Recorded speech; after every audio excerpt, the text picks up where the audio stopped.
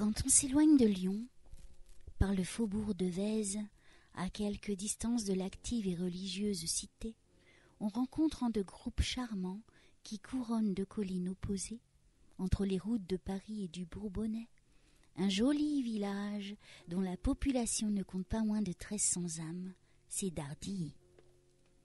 Tout autour, les aspects sont doux. Il y a de beaux ombrages, de frais vallons, de clairs ruisseaux, une gracieuse succession de vignes, de prairies, de vergers et de futaies. Presque à l'entrée du village, on voit à main gauche une maison d'un air simple et modeste, précédée d'un petit enclos. C'est là que, vers la fin du siècle dernier, vivait au sein d'une heureuse médiocrité une de ces honnêtes familles de cultivateurs dans lesquelles se sont perpétuées les traditions du travail et de la prière, race forte et saine d'où sortent, depuis plus de 50 ans, la plupart de nos prêtres, de nos religieuses et de nos soldats. De temps immémorial, cette demeure des Vianney était désignée dans le pays comme la maison des pauvres, le refuge connu où la tribu nomade des mendiants d'alentour avait coutume de trouver pour la nuit l'hospitalité patriarcale. Au nombre des malheureux qui vinrent un soir y demander asile, il s'en trouva un qui n'était pas un pauvre ordinaire, bien que rien au dehors ne le distinguât de la cohorte indigente qui en passait journellement le seuil, les jambes à demi nues, les reins ceints d'une méchante corde, la chevelure fort négligée, un vieux manteau troué sur les épaules, cet inconnu pouvait avoir 20 ans. Il allait en Italie. C'était au mois de juillet 1770.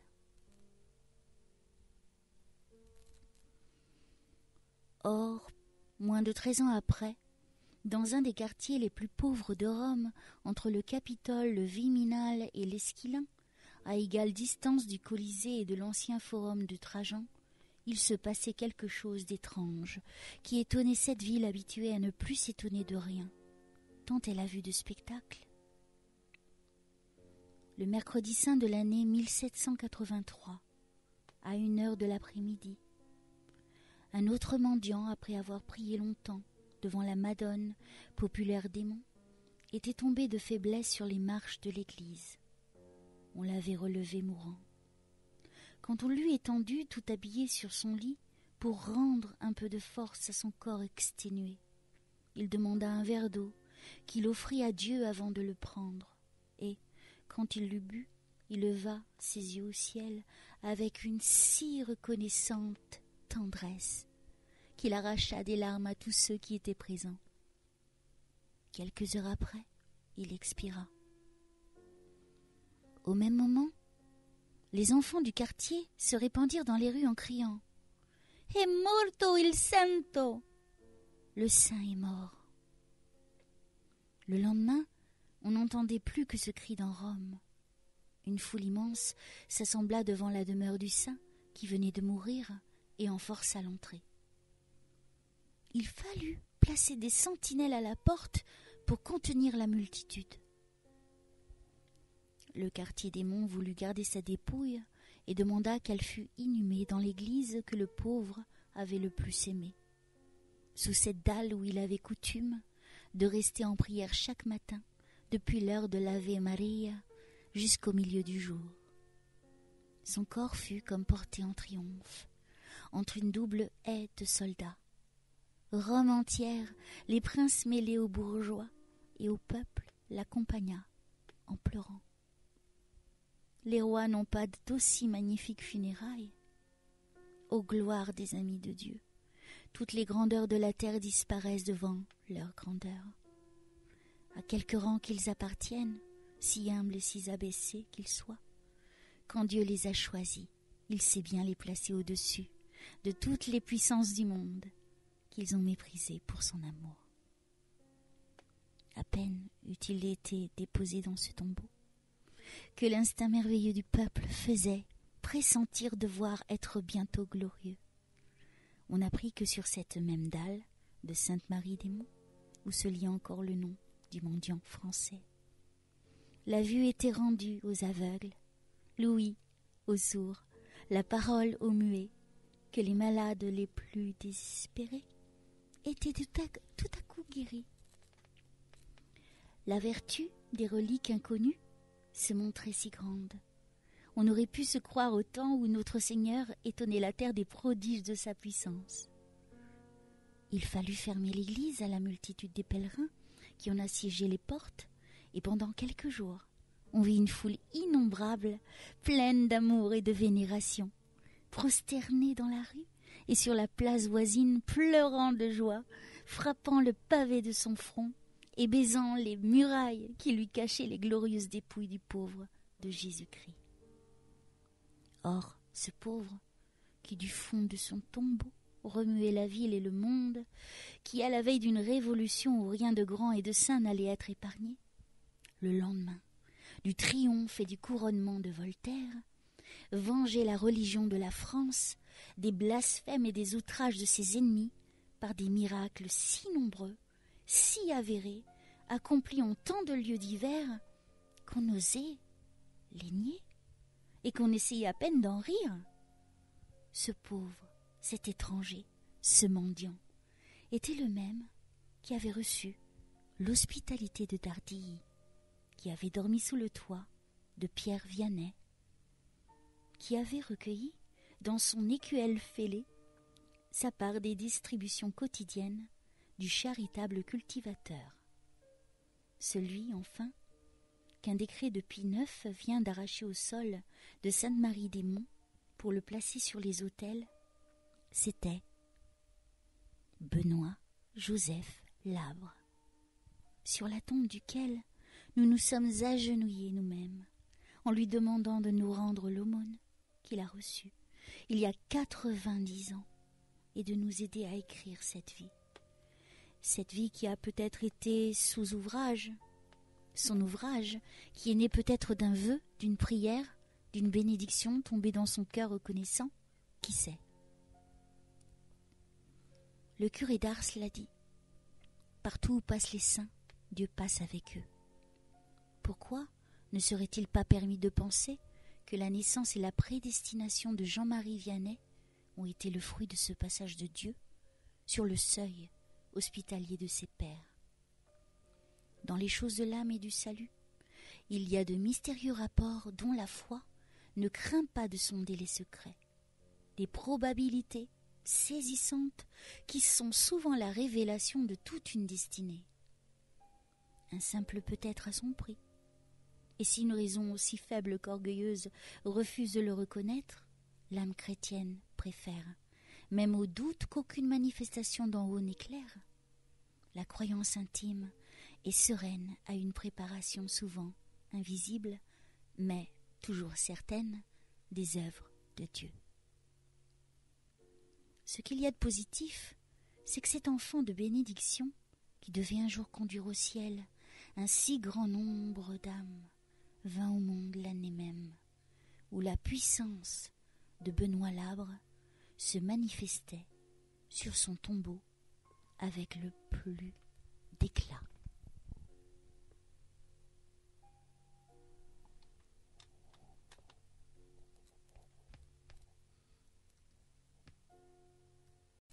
Naissance de Jean-Marie Vianney, sa première enfance. Quoique nous ne soyons plus dans cet heureux état où l'innocence nous eût été transmise avec la vie, le très saint Rédempteur, qui n'est venu au monde que pour réparer nos pertes, ne laisse pas de choisir quelques familles dans lesquelles, par une grâce spéciale, la vertu semble héréditaire, et où les pères et les mères ont une existence si pure et si chrétienne, que leurs enfants, ne pouvant plus recevoir d'eux le privilège de la sainteté par origine, la reçoivent de leur exemple comme une seconde nature. De même qu'on remarque dans les familles la transmission des vices du sang, on y retrouve aussi la transmission des vertus de la race. Ces vertus chrétiennes et traditionnelles se marquaient à un haut degré dans l'intérieur modeste de Mathieu Vianney et Marie Beluse. Le père et la mère de celui dont nous écrivons l'histoire celle-ci plus affectueuse et plus tendre, apportait dans le commerce de la vie une suavité de langage, une amabilité de manières, une élévation de sentiments qui procédait en elle d'un cœur que la religion avait anobli. Celui-là, d'un caractère plus rude et plus sec, mais profondément honnête homme, vérifiait ce proverbe d'un ancien. Que la vie des champs touche à la sagesse, au point de faire croire qu'elles sont de même sang et de même origine. C'étaient deux justes devant Dieu qui marchaient comme Zacharie et Élisabeth, avec fidélité et sans reproche, dans les commandements et les ordonnances du Seigneur. Aussi avaient-ils reçu la bénédiction des patriarches, et dans l'espace de 10 années, le ciel leur avait envoyé 6 enfants.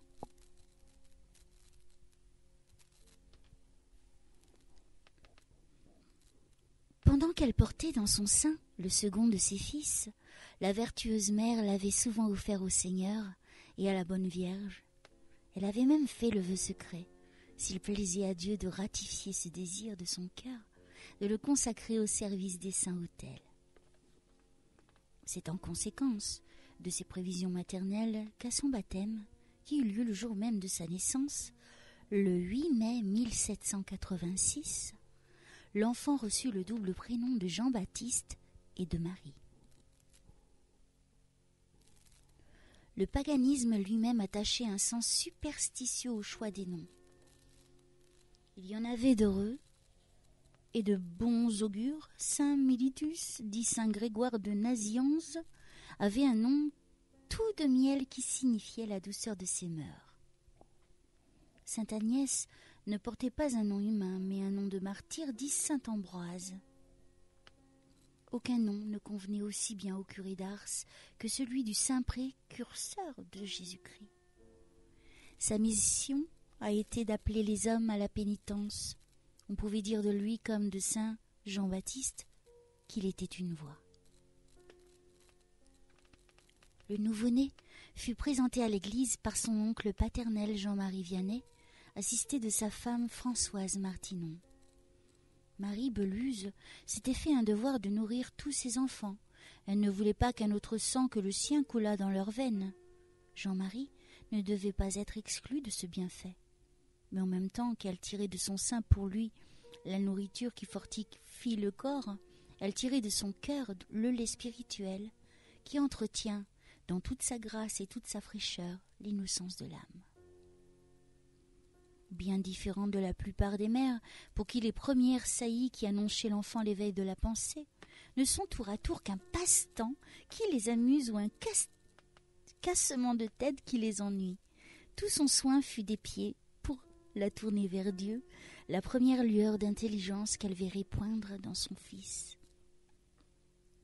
Dieu aime avoir les prémices de tout ce qu'il a fait, et le soin d'une mère chrétienne doit être de consacrer à lui, rendre hommage les premiers battements du cœur de son enfant, les premiers éclairs qui jaillissent de sa raison, les premiers sons que ses lèvres savent articuler. Madame Vianney n'eut garde d'y manquer.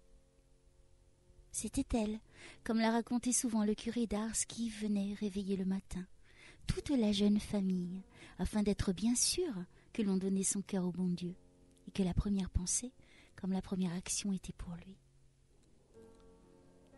À 18 mois, Jean-Marie savait déjà mettre ses petites mains jointes dans les mains de sa mère et dire après elle « Jésus, Marie » et toutes les syllabes dont sa langue s'enrichissait chaque jour étaient autant d'emprunts faits aux formules de la prière chrétienne.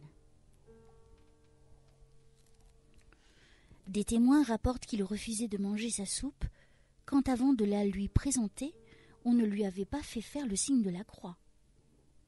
Un jour, que le vénérable curé d'Ars revenait avec attendrissement sur les souvenirs de son enfance, « Vous êtes bien heureux, lui disions-nous, d'avoir senti de si bonne heure le goût de la prière. »« Après Dieu, répondit-il, c'est l'ouvrage de ma mère, elle était si sage. »« Mon petit Jean-Marie, me disait-elle souvent, si je te voyais offenser le bon Dieu, cela me ferait plus de peine que si c'était un autre de mes enfants. La vertu, ajoutait-il, passe du cœur des mères dans le cœur des enfants, qui font volontiers ce qu'ils voient faire. Il nous souvient de lui avoir entendu dire, en d'autres rencontres, qu'un enfant ne doit pas pouvoir regarder sa mère sans pleurer. On se trompe trop souvent sur l'instant où la notion de Dieu et du culte qui lui est dû devient accessible à une âme régénérée par le baptême et conservée dans l'heureux privilège de son innocence. L'homme se forme à 5 ans sur les genoux de sa mère. À 5 ans, sainte Rose de Lima faisait vœu de virginité. À 5 ans, saint François de Sales et sainte Chantal attaquaient les calvinistes et leur prouvaient par les paroles de leur catéchisme qu'ils étaient dans l'erreur. À 5 ans, sainte Madeleine de Pazzi introduisait les enfants de son âge et les jours où sa mère avait communié, elle s'asseyait sur ses genoux et s'appuyait sur sa poitrine, afin, disait-elle, d'être plus près de notre Seigneur, qu'elle adorait ainsi en silence, dans le sanctuaire du cœur maternel. À 3 ans, Jean-Marie recherchait déjà la solitude par amour de la prière. On voyait dans ce petit cœur la présence intime de l'Esprit Saint. Il savait à peine parler, qu'il voulait se mêler à tous les exercices de piété qui avaient lieu en sa présence. Dès qu'il entendait sonner l'Angelus, soit au milieu du jour, soit au coucher du soleil, il donnait l'exemple à toute la maison et s'agenouillait le premier pour réciter l'Ave Maria avec une gravité infantine. Il avait dans la demeure paternelle différentes petites cachettes où il disparaissait souvent, et quand on s'enquérait de lui, on le trouvait là, s'essayant à redire tout ce qu'il savait de prière. Le premier cadeau qu'il reçut fut une image en bois de la très sainte Vierge que sa mère lui avait donnée. Mais déjà pour cette sérieuse nature d'enfant, sa chère statue était moins un jouet que l'objet d'un culte et d'une vénération pieuse. Sa vue était la plus gracieuse de ses distractions et le plus sûr remède à ses larmes. « Oh, que j'aimais cette statue, disait-il, à plus de 60 ans de distance. Je ne pouvais m'en séparer, ni le jour ni la nuit, et je n'aurais pas dormi tranquille si je ne l'avais pas eue à côté de moi, dans mon petit lit. »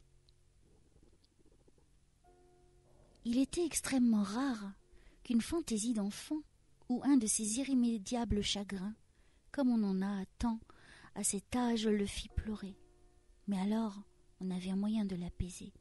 C'était de lui mettre entre les mains un chapelet ou une image. À la campagne, les soirées d'hiver sont longues. Il les employait à causer du ciel et du bon Dieu, qu'on y voit, qu'on y aime, et qu'on n'y offense jamais avec sa bonne mère, que ses conversations transportaient de joie, en la confirmant dans toutes les espérances qu'elle avait conçues sur son enfant.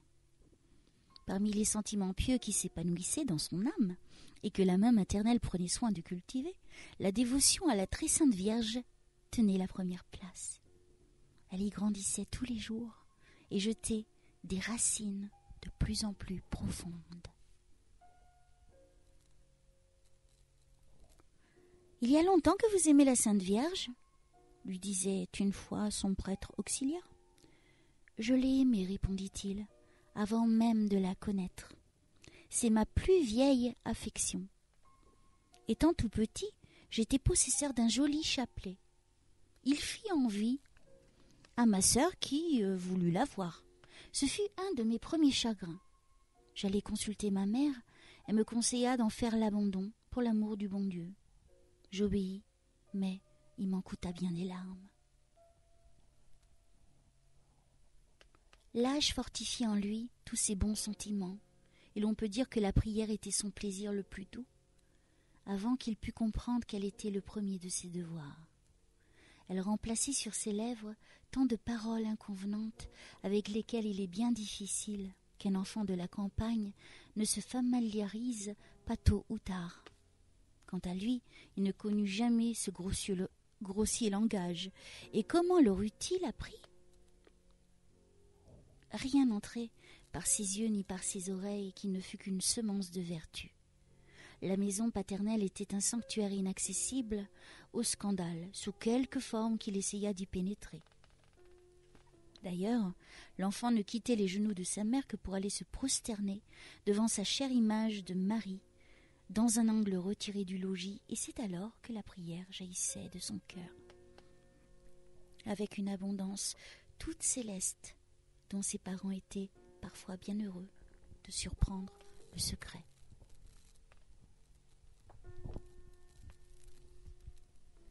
Il avait 4 ans quand il disparut un jour sans qu'on pût savoir ce qu'il était devenu. Sa mère, craignant un malheur, le chercha longtemps avec une anxiété croissante. À la fin, elle l'aperçut à genoux, blotti dans un coin de l'étable et priant avec ferveur. Elle retint une explosion de joie et d'admiration, pour ne laisser paraître que la peine qu'elle avait ressentie de son absence, et lui dire sur le ton de reproche « Pourquoi, mon enfant, m'as-tu donné tant d'inquiétude ? Quelle idée d'aller te cacher loin de moi pour faire ta prière ?» Confus du chagrin qu'il pouvait avoir causé à sa mère, l'enfant se jeta dans ses bras en s'écriant « Mère, pardonnez-moi, je n'ai pas voulu vous faire de la peine, je n'y retournerai plus. » Et il répétait ces derniers mots avec une profonde humilité. Une autre fois, un voisin qui n'était pas des plus dévots dit à M. Vienne père « Je crois que votre petit Brunet me prend pour le diable. Il se tue de faire des signes de croix en ma présence. » Sa mère, craignant que l'enfant, tout petit qu'il était, n'imite de la singularité et ne cherchât à se faire remarquer, lui adressa quelques remontrances qu'il écouta avec une grande docilité. Puis il répondit « Je ne savais pas que notre voisin me regardait. Mais avant de commencer sa prière, et quand on l'a finie, ne faut-il pas faire le signe de la croix ?» Il est dit du jeune Tobie que, dès ses plus tendres années, il n'avait aucun dégoût de son âge, mais qu'aimant à s'isoler de la foule, il ne connaissait que le chemin du temple, où il allait assidûment offrir au Seigneur les prémices de son cœur et celles de ses chants. Telle fut l'enfance de Jean-Marie Vianney. Avec quelle angélique piété, avec quel recueillement au-dessus de son âge, nouveau Samuel, il assistait au saint sacrifice. Loin de se faire presser et tourmenter pour l'accomplissement de ce pieux devoir, comme il arrive à tant d'autres, il était le premier à solliciter cette faveur. « Il faut faire de votre fils un prêtre, » disaient les voisins, témoins de cet empressement. Et remarquant que le petit Vianney savait déjà les litanies, la foi de ses bons parents, leur respect pour les choses saintes, leur attachement à ces pratiques populaires dont se nourrit la piété, leur confiance en la providence qu'ils invoquaient dans leur joie et dans leur peine, tout l'initiait, comme à son insu, à la vie chrétienne. Que de fois on l'a entendu remercier le ciel d'avoir pu, presque sans effort, et par le seul spectacle des exemples paternels, passant et repassant continuellement sous ses yeux, contracter les heureuses habitudes de l'innocence et se former tout naturellement à la pratique des plus solides vertus. On serait tenté de croire qu'en même temps qu'elle restitue à l'homme son empire originel sur le monde extérieur, la vie des champs enveloppe ou protège en lui tous les nobles instincts dont l'ensemble constitue sa grandeur morale. Les mystérieuses voix de la nature disent des choses que le fracas des villes ne dit point ou empêche d'entendre. Les races agricoles sont en général les plus religieuses. Ce contact habituel avec la nature, qui fait le fond de leur existence, les tient constamment sous l'œil et sous la main de Dieu, qui leur apparaît à travers les merveilles de la création. Ce soleil, ces pluies, ces vents, ces frimas, toutes ces forces bienfaisantes ou funestes, leur parlent avec éclat du maître souverain, qui les tire à son gré du trésor, de ses vengeances ou de ses miséricordes. Cependant, le temps approchait où ces joies saintes allaient être troublées. Un jour, la porte de la petite église de Dardilly ne s'ouvrit pas à l'heure des offices du dimanche. La cloche cessa d'appeler le peuple fidèle à la prière. Et lorsque l'enfant demanda à sa mère pourquoi elle ne l'envoyait pas à la messe, la pauvre femme se contenta d'essuyer une larme et de mettre la main sur son cœur pour lui faire comprendre que c'était là désormais le seul temple où il fut encore permis d'adorer Dieu.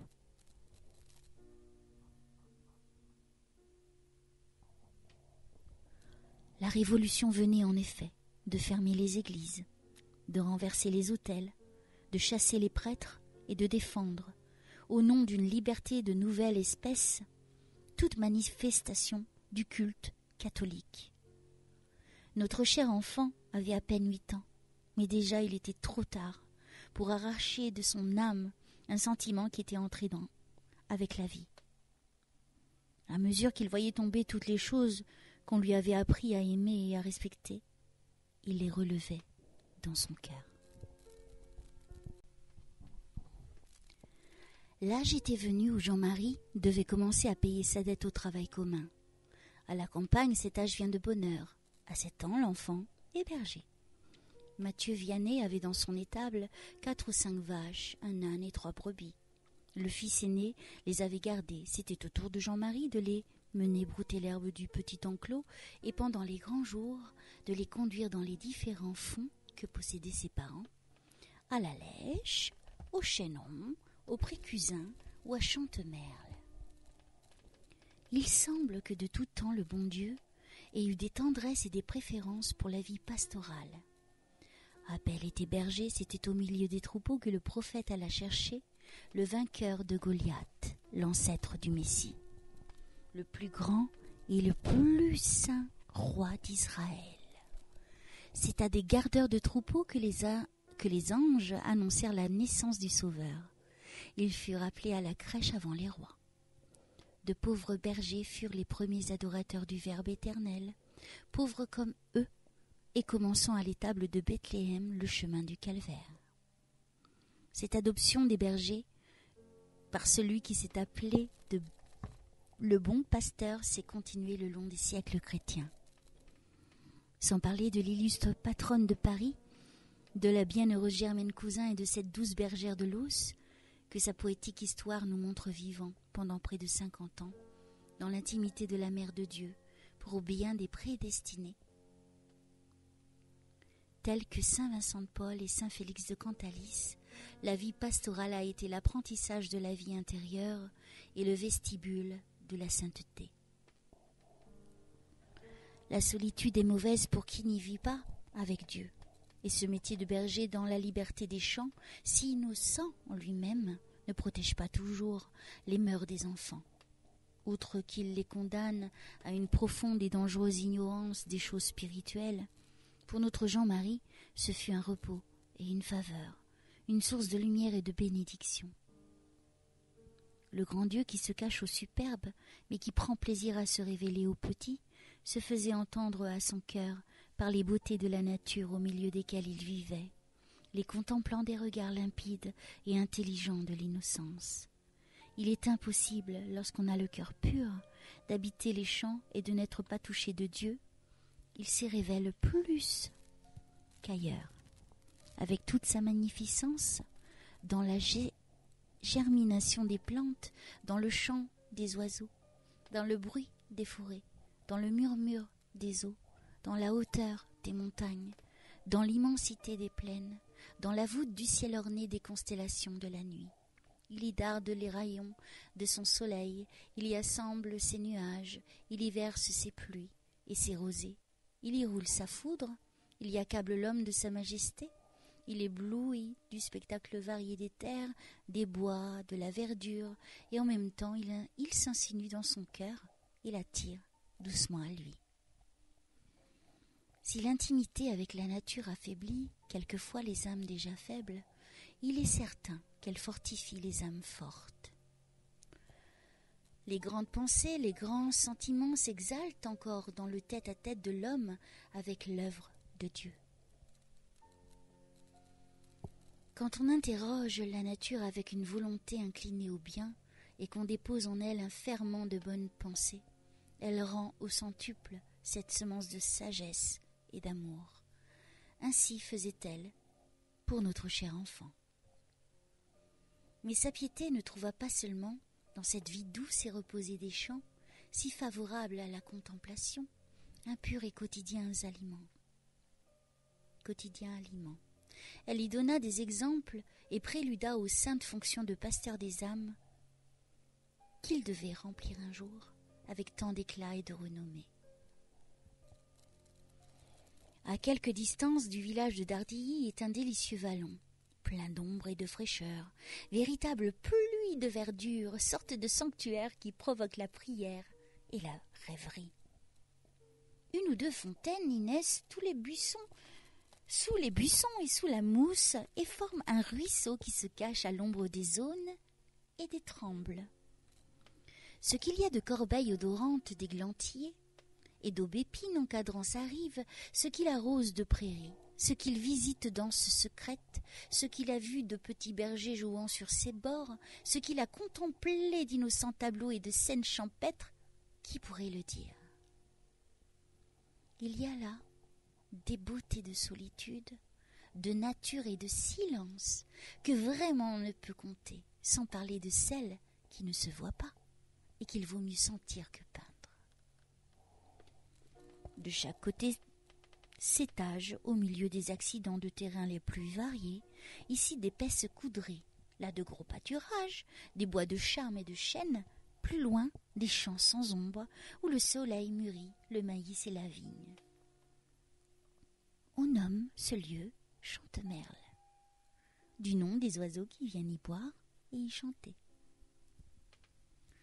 Les Vianney y avaient leurs principaux packages sur le ruisseau un joli pré, un mi-coteau de riches moissons, et couronnant les hauteurs de belles touffes d'arbres verts que le défrichement a fait aujourd'hui disparaître. C'est là que le plus souvent Jean-Marie conduisait son âne et ses 3 brebis. Le voyez-vous, son bâton d'une main, tandis que de l'autre, il serre contre sa poitrine sa petite statue de la Sainte Vierge qui ne le quitte pas. Le voilà à travers les halliers, sur les bords du ruisseau, à l'ombre des sapins. Les bergers, ses compagnons, saluent de loin son arrivée de leur bruyante acclamation. Il l'entoure avec une sympathie déjà respectueuse, car sa bonté, sa douceur et sa complaisance lui ont gagné tous les cœurs. Et c'est un désappointement général quand il n'est pas là. Mais lui, au milieu des témoignages naïfs de leur affection, il est occupé de plus graves pensées. Il avise un petit tertre à côté d'un vieux saule qui se voit encore. Il court y déposer religieusement sa chère Madone sur un autel de gazon. Puis, lorsqu'il lui a offert le premier ses hommages, il invite toute la bande à en faire autant. Il ne se sentait pas de joie quand il voyait ses compagnons à genoux autour de l'image vénérée.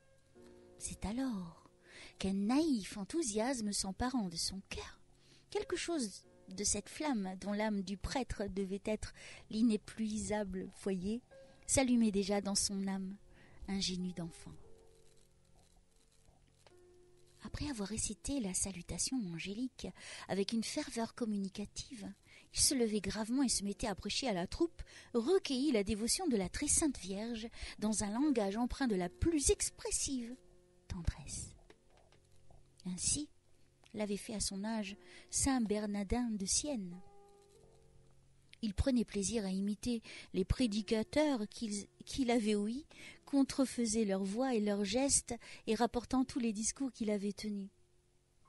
Pour cet effet, il se mettait en quelques lieux et les autres petits-enfants étaient assis autour de lui pendant qu'il les prêchait et exerçait de bonne heure le métier où il devait exceller. Représentez-vous assis sur le bord d'un champ ou dans une clairière cet essaim d'enfants suspendu aux lèvres du nouveau petit Bernardin.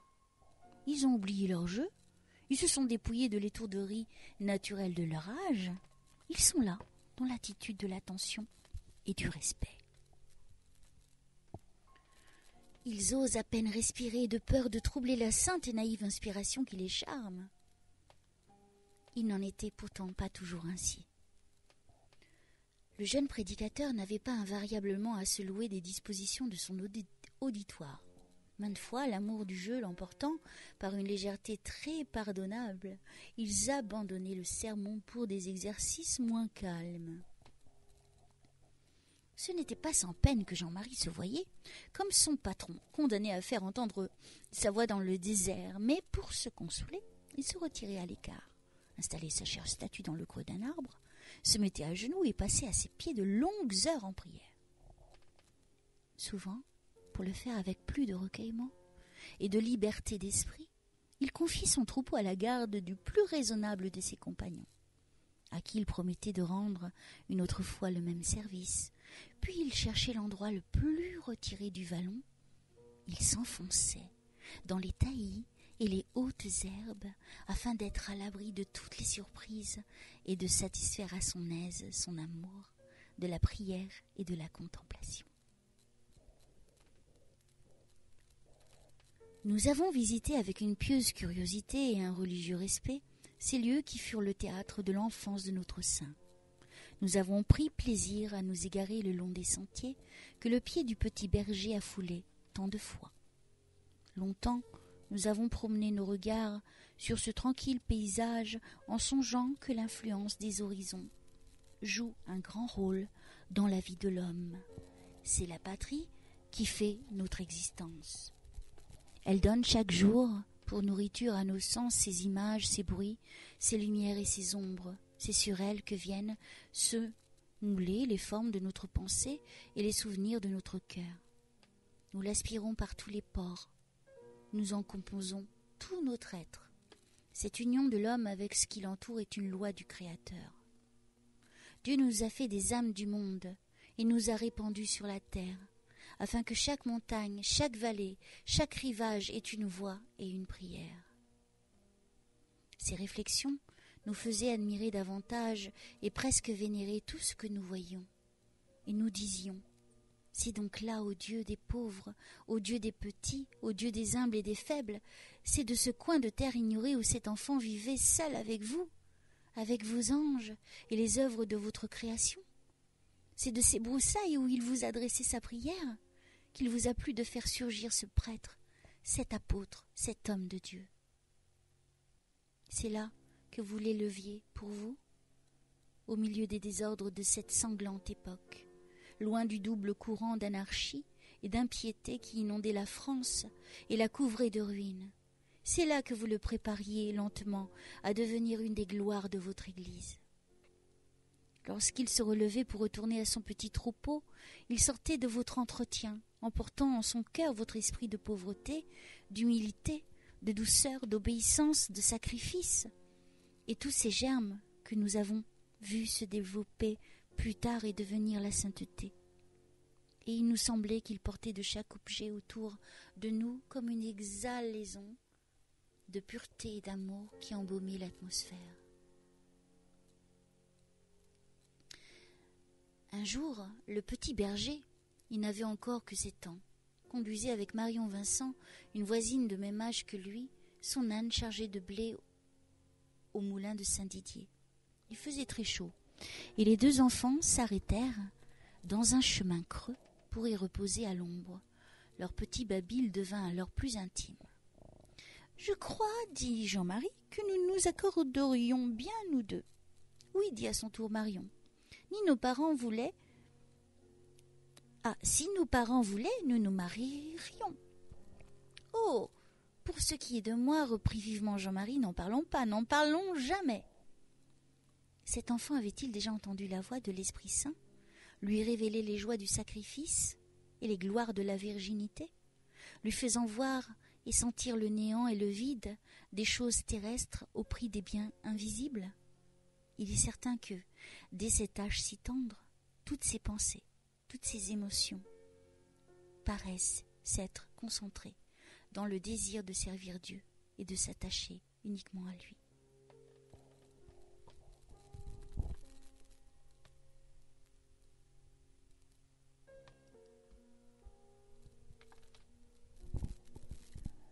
Après Dieu, ce qu'il aimait avec le plus de passion, c'étaient les pauvres.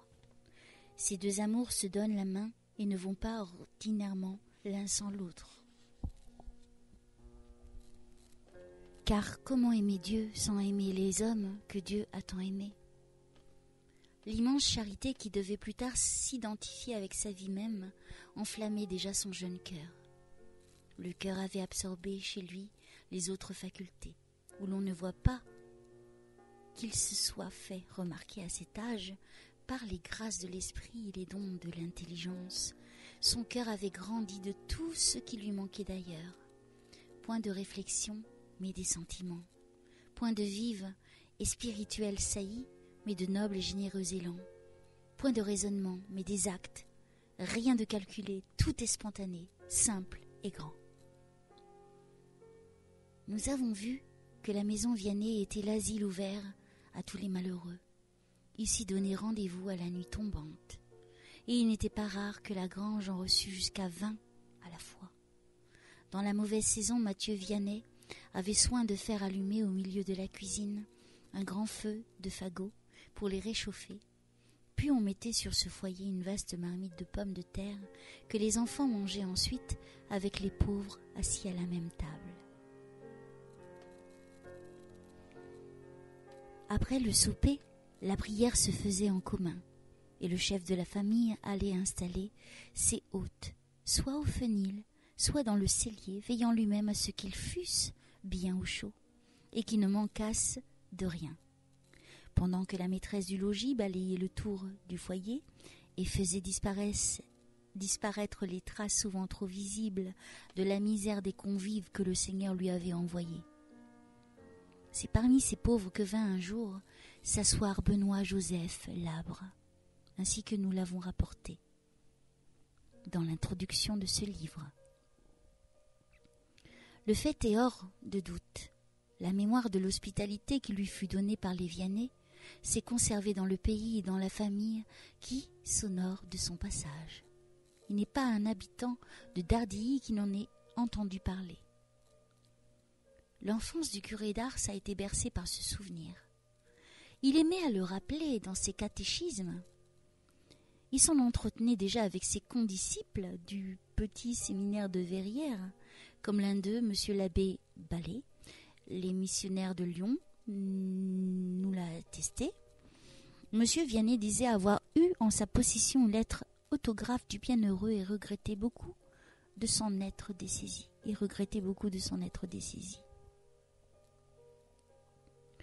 Jean-Marie n'avait pas plus de grande joie que de seconder ses parents dans l'exercice de cette hospitalité chrétienne. Il amenait à la maison tous les mendiants qu'il rencontrait sur son chemin une fois et il vint à bout d'en réunir 24.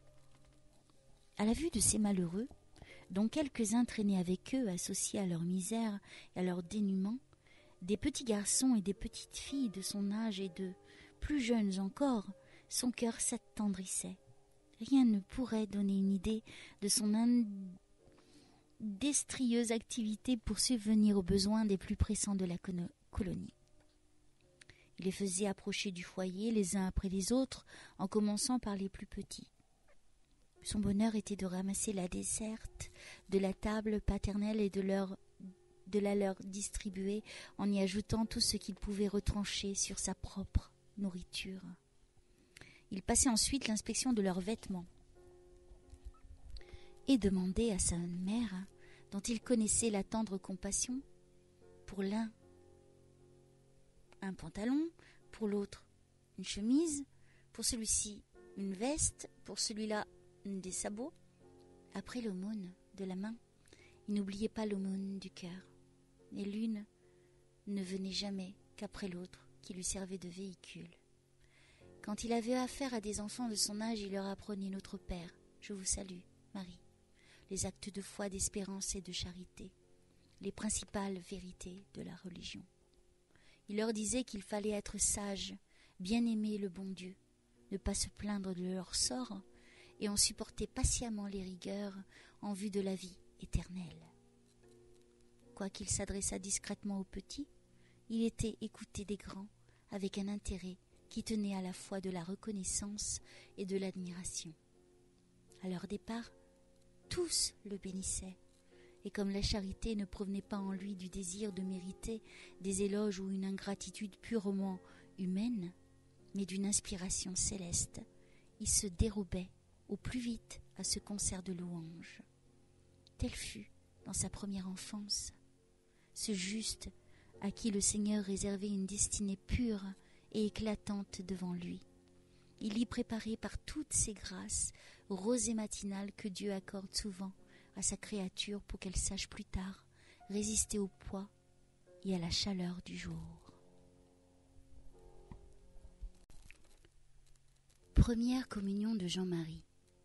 Il est employé aux travaux des champs, ses dispositions à la prière et à la vertu. Cette vertu précoce du jeune Vianney est d'autant plus digne d'admiration qu'elle offre le contraste le plus frappant avec les mœurs générales de l'époque, désastreuses, où il grandissait en âge et en sagesse devant Dieu et devant les hommes. C'était en vérité le lys fleurissant au milieu des épines. La France était alors veuve de son clergé. En peu de mois, ce veuvage s'était étendu à toutes les églises, en sorte que le culte public avait presque entièrement cessé. On aurait dit une nation sans Dieu, si la foi des populations n'avait maintenu les exercices religieux dans l'intérieur des familles, et lorsque cela se pouvait, dans quelques rares sanctuaires, là en l'absence des prêtres, les vieillards les plus respectés, de pieux laïcs, de saintes femmes, des religieuses expulsées de leur monastère, présidaient à la récitation des prières de la messe. Rappelaient les jours de fête, d'abstinence et de jeûne, pendant que quelques hommes courageux faisaient le guet aux limites de la paroisse pour surveiller l'approche des persécuteurs. Un très petit nombre seulement de prêtres fidèles purent rester dans le pays, traqués comme des bêtes fauves, errant à l'aventure sous toutes sortes de déguisements, se cachant dans les granges et au fond des bois, offrant quelquefois au milieu de la nuit le divin sacrifice et administrant les sacrements au péril de leur vie. Les prêtres assermentés étaient rares, et là où ils s'en étaient trouvés, comme à Dardilly, la déconsidération et le mépris public les condamnaient à un isolement presque absolu. Ils n'étaient entourés le plus souvent dans leur église solitaire que des autorités constituées, des gens attachés à leur service, et de quelques indifférents qui, ne pouvant s'accoutumer à se passer d'office le dimanche, pas plus que du cabaret les jours de Dédaki, venaient à l'église en demandant tout bas pardon à Dieu d'aller entendre le jureur. Les vrais chrétiens, comme les Vianney et les Beluze, n'y paraissaient jamais. Ils préféraient faire un long trajet pour avoir la messe d'un prêtre fidèle à Écueilly ou ailleurs. Cependant, le 9 Thermidor avait ralenti la violence des persécutions. On commençait à respirer. D'un côté, le paroxysme révolutionnaire était tombé. De l'autre, le courage des populations s'était relevé et discipliné dans la lutte. À la faveur d'une tolérance forcée mais précaire, quelques prêtres proscrits reparurent, toutefois avec de grandes précautions. Même avant Thermidor, dès le commencement de mai de cette année 1794, la paroisse d'Écueilly dut à sa bonne renommée le privilège de donner une hospitalité clandestine à plusieurs prêtres tant réguliers que séculiers et à 2 religieuses. Ces prêtres courageux étaient un génovéfin nommé M. Ballet, 2 membres distingués de la congrégation de Saint-Sulpice, M. Royer, et Chailloux, l'un directeur, l'autre économe du grand séminaire de Lyon, et M. l'abbé Croboz, qui fut depuis secrétaire intime du cardinal Fesch. Les religieuses étaient sœurs de Ville et sœurs Combé, de l'Institut de Saint-Charles. Ces pieuses filles donnèrent, comme tant d'autres, un solennel démenti aux sycophantes de la Révolution. Elles convainquirent de calomnie ces fables ridicules débitées par la malveillance et accueillies par la crédulité, où des écrivains irréligieux et frivoles les livraient à une pitié insultante et dérisoire, affectant de les représenter comme victimes des préjugés et gémissant sous le poids de la plus effroyable tyrannie. Au lieu de profiter des nouveaux décrets, elles persévérèrent dans leur sainte vocation continuant d'observer leurs règles autant qu'elles le pouvaient. Et par leur généreuse fermeté, elles rendirent à la religion un témoignage qui l'honorait, ainsi qu'elles-mêmes. Elles furent d'un immense secours dans ces temps difficiles. C'était elles qui dirigeaient l'action des fidèles et mettaient de l'unité dans leurs efforts. On vit alors les familles les plus honorables d'Écueilly et de Dardilly se concerter, se liguer sous le sceau du secret, organiser la surveillance du culte, l'entretien et la garde des missionnaires. On les vit défendre la vie de ces intrépides confesseurs et leur incognito, parmi l'industrie, 1000 sacrifices et quelquefois, à travers 1000 dangers, avides d'entendre la sainte parole, de recevoir les sacrements, de participer aux divins sacrifices, et pour remplir ses devoirs, se réunissant dans les bois, dans les fermes écartées, par les temps les plus rigoureux et souvent à de grandes distances. Quelquefois, lorsqu'à l'aide de factionnaires échelonnés le long des chemins on s'était assuré la sécurité du moment, on se risquait à chanter des cantiques et même à donner aux cérémonies une pompe et une solennité qui rappelaient un peu le temps passé. C'était alors une fête pleine d'émotions. Les vieillards pleuraient à ce spectacle qu'ils leur rendaient les anciens jours. Les âmes nobles et fières, il y en a partout dans le christianisme, et elles sont plus nombreuses en temps de persécution.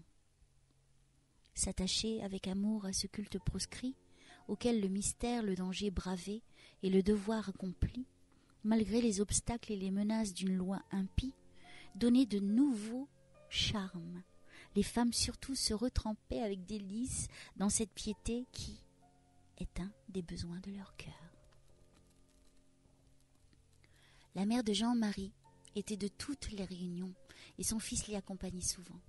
Un jour, M. Grosboz rencontra cet enfant et, frappé de son air modeste et pieux, il s'approcha pour le caresser, puis il lui demanda quel âge il avait. 11 ans, répondit le petit Vianney. Et depuis quel temps ne t'es-tu pas confessé?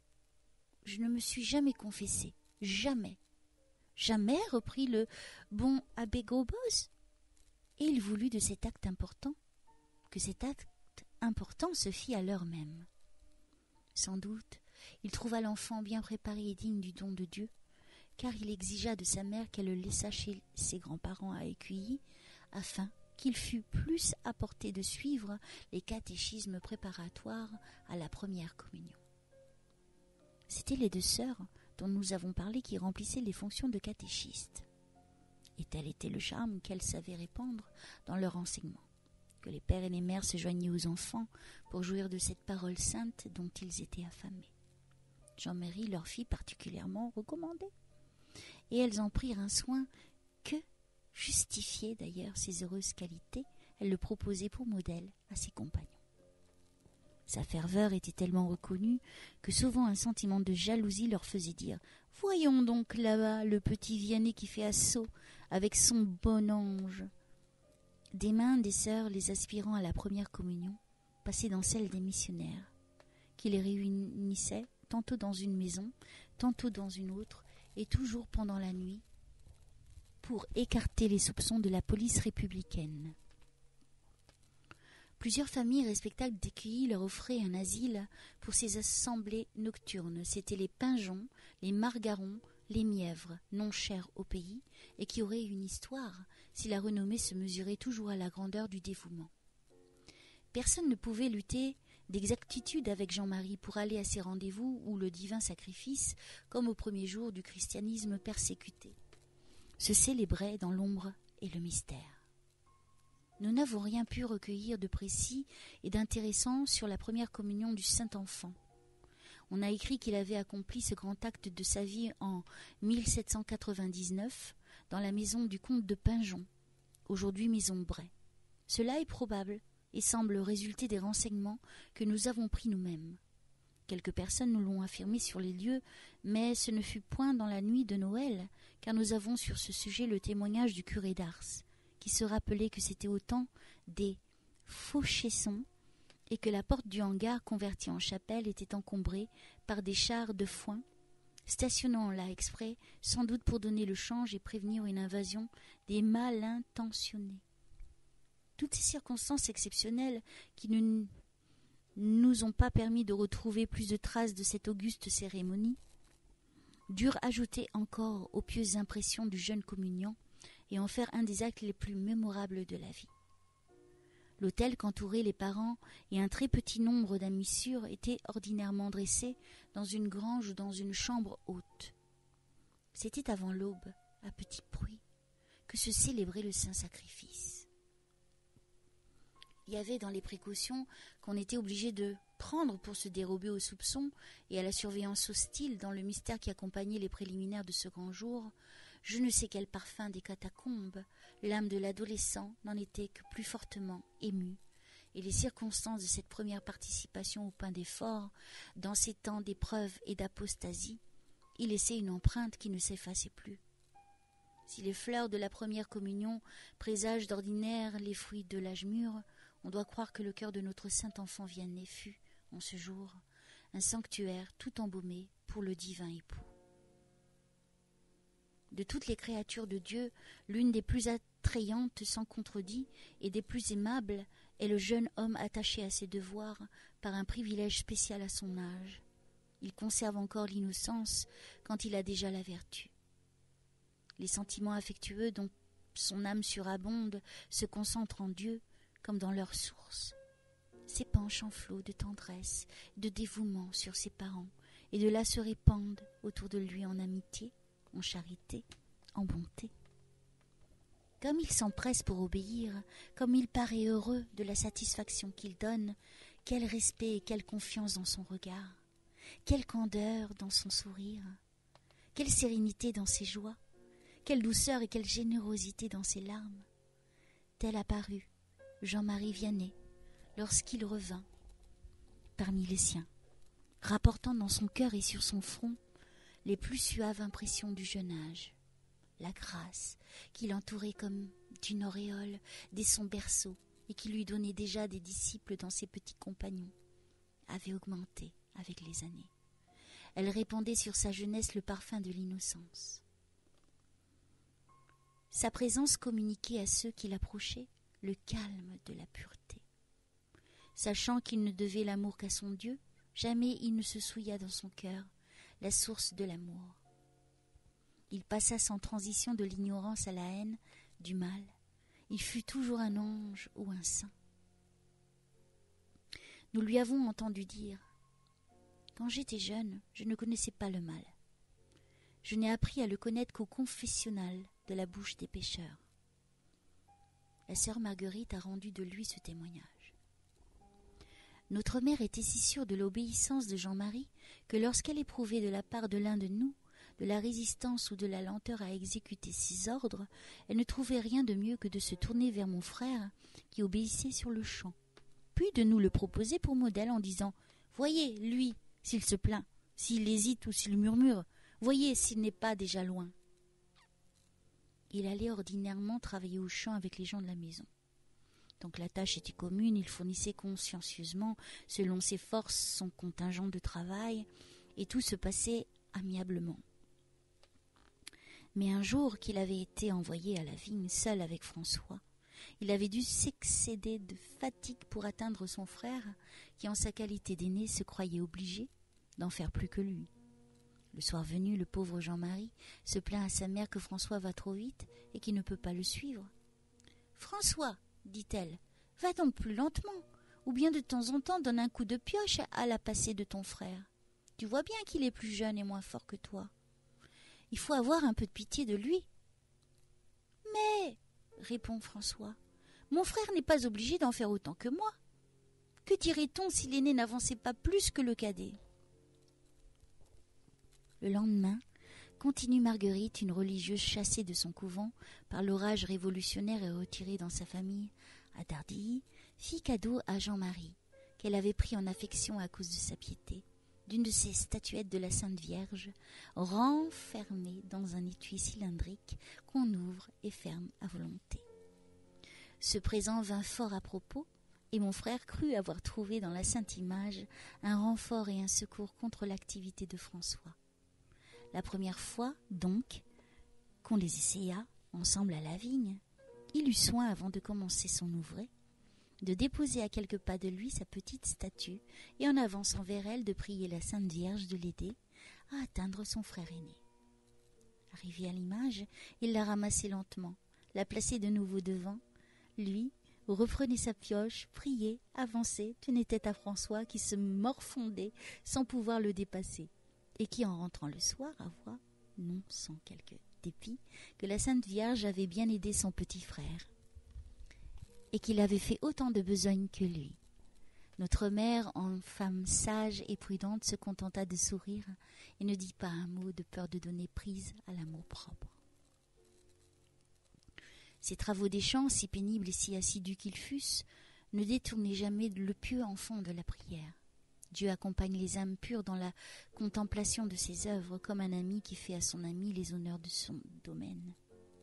Et parce que tout devient précieux, quand c'est un ami qui le donne, tout se transfigure pour l'homme qui est uni à Dieu. Tout lui paraît divin, et jusque dans les moindres détails, et particulièrement dans ces 1000 nuances délicates qui sortent de la sphère de l'utile pour constituer le beau. Il découvre comme la surabondance du cœur de celui qui est tout amour et par qui tout a été fait. Jean-Marie apprenait de jour en jour à lire plus couramment dans ce grand livre de l'univers visible, au contact des images d'un monde supérieur qui peuplait les belles solitudes de sa terre natale. Une voix prévalait dans sa conscience, la voix des aspirations religieuses, l'hymne de la reconnaissance et de l'amour envers le Maître souverain et adorable, que nous cache et nous révèle à la fois l'immense création, ce voile transparent de l'invisible. S'il ne pouvait pas, comme il l'aurait désiré et comme le lui rappelait avec tant de charme, les souvenirs de sa première enfance, se cacher à l'ombre des autels, dans le secret de la face du Seigneur, il l'invoquait, du moins, il aspirait sa présence, il le contemplait avec ravissement dans les merveilles de sa sagesse et de sa puissance, à travers ces cieux profonds qui racontent sa gloire. Il se sentait plus près de lui depuis sa première communion. C'est dans le sanctuaire de son cœur, vivant tabernacle, qu'il se retirait pour lui offrir ses continuelles adorations.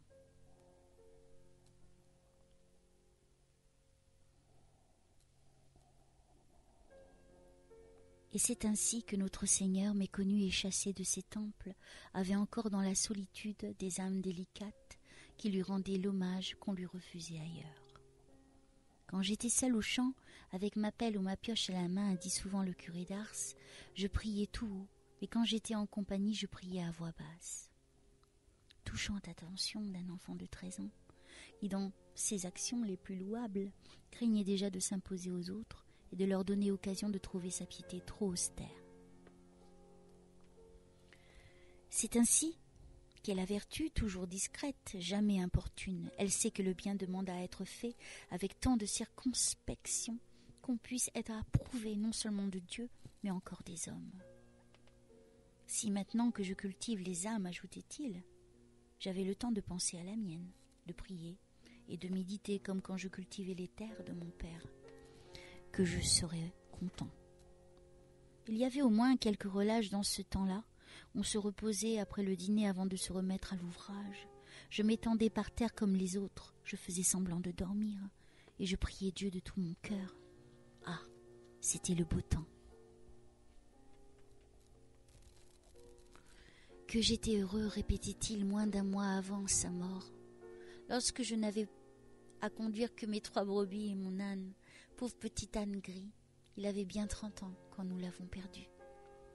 Dans ce temps-là, je pouvais prier Dieu tout à mon aise, je n'avais pas la tête cassée, comme à présent. C'était l'eau du ruisseau qui n'a qu'à suivre sa pente. Une sagesse prématurée avait révélé à cet enfant, si nouveau dans la vie et déjà si avancé dans la perfection, une chose que bien des âmes ignorent, tout en se croyant très éclairés, c'est que le règne de Dieu est au-dedans de nous, et que sans sortir de notre sphère d'activité, quelque modeste qu'elle puisse être, nous avons sous notre main, dans l'accomplissement des devoirs de notre état, le premier moyen de salut et le plus sûr. Toute la perfection est là, et elle est là pour tous. Dieu pèse les cœurs et non les œuvres. Il ne regarde pas ce que nous faisons, mais comment et pourquoi nous le faisons. Qu'est-ce qu'un verre d'eau dans l'univers? Donnez-le à un pauvre, c'est le prix de l'éternité. La vie chrétienne tout entière se compose ainsi de petites actions qui accomplissent de grands devoirs. Jean-Marie comprenait cela. Il faisait beaucoup selon le mot de l'imitation, parce qu'il aimait beaucoup. Il faisait beaucoup, parce qu'il faisait bien ce qu'il faisait. Soit qu'il allât au champ, soit qu'il en revint, il récitait toujours quelques prières. S'il rencontrait des enfants de son âge, il les engageait à le suivre, et chemin faisant, il leur apprenait le catéchisme.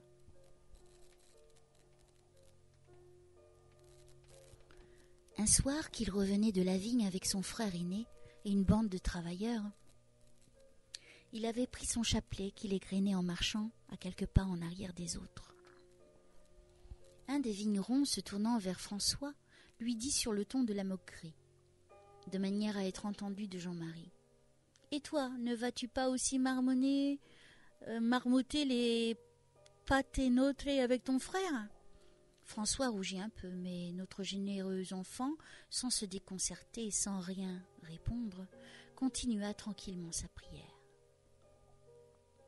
Bien qu'il eût été pendant le jour occupé à des travaux très pénibles, pour son âge on le voyait le soir étudier au flambeau son catéchisme, ses évangiles et ses prières, et quand il les savait par cœur, les méditer gravement et ne suspendre sa studieuse application que lorsque, vaincu par le sommeil, il était forcé d'accorder à la nature quelque soulagement. Sans aucun attrait pour les divertissements que les jeunes gens regardent comme un besoin et un droit acquis à leur âge, sa seule distraction aux heures de loisir et de délassement était de façonner avec de l'argile des petites figures de prêtres et de religieuses, des chandeliers et des autels entourés d'assistants en prière. Quoiqu'il attachât un certain prix à ses créations enfantines, il n'avait pas de peine à les céder dans le cas que voici. S'il apprenait qu'une messe se dit quelque part, son premier mouvement était d'y courir, sur l'observation qu'on lui faisait qu'il devait travailler. Il n'insistait pas, mais il était facile de lire sur son visage la peine qu'il en ressentait. Que quelqu'un alors lui proposa de se charger de sa tâche, à la condition qu'il lui donnerait ses petits saints et ses petites saintes, il ne se faisait pas prier. Il abandonnait tout et courait à la messe. On le voyait à genoux dans un coin, les yeux baissés, le corps immobile, plongé dans une profonde contemplation. Sa dévotion était si sensible qu'il lui arrivait souvent de répandre d'abondantes larmes.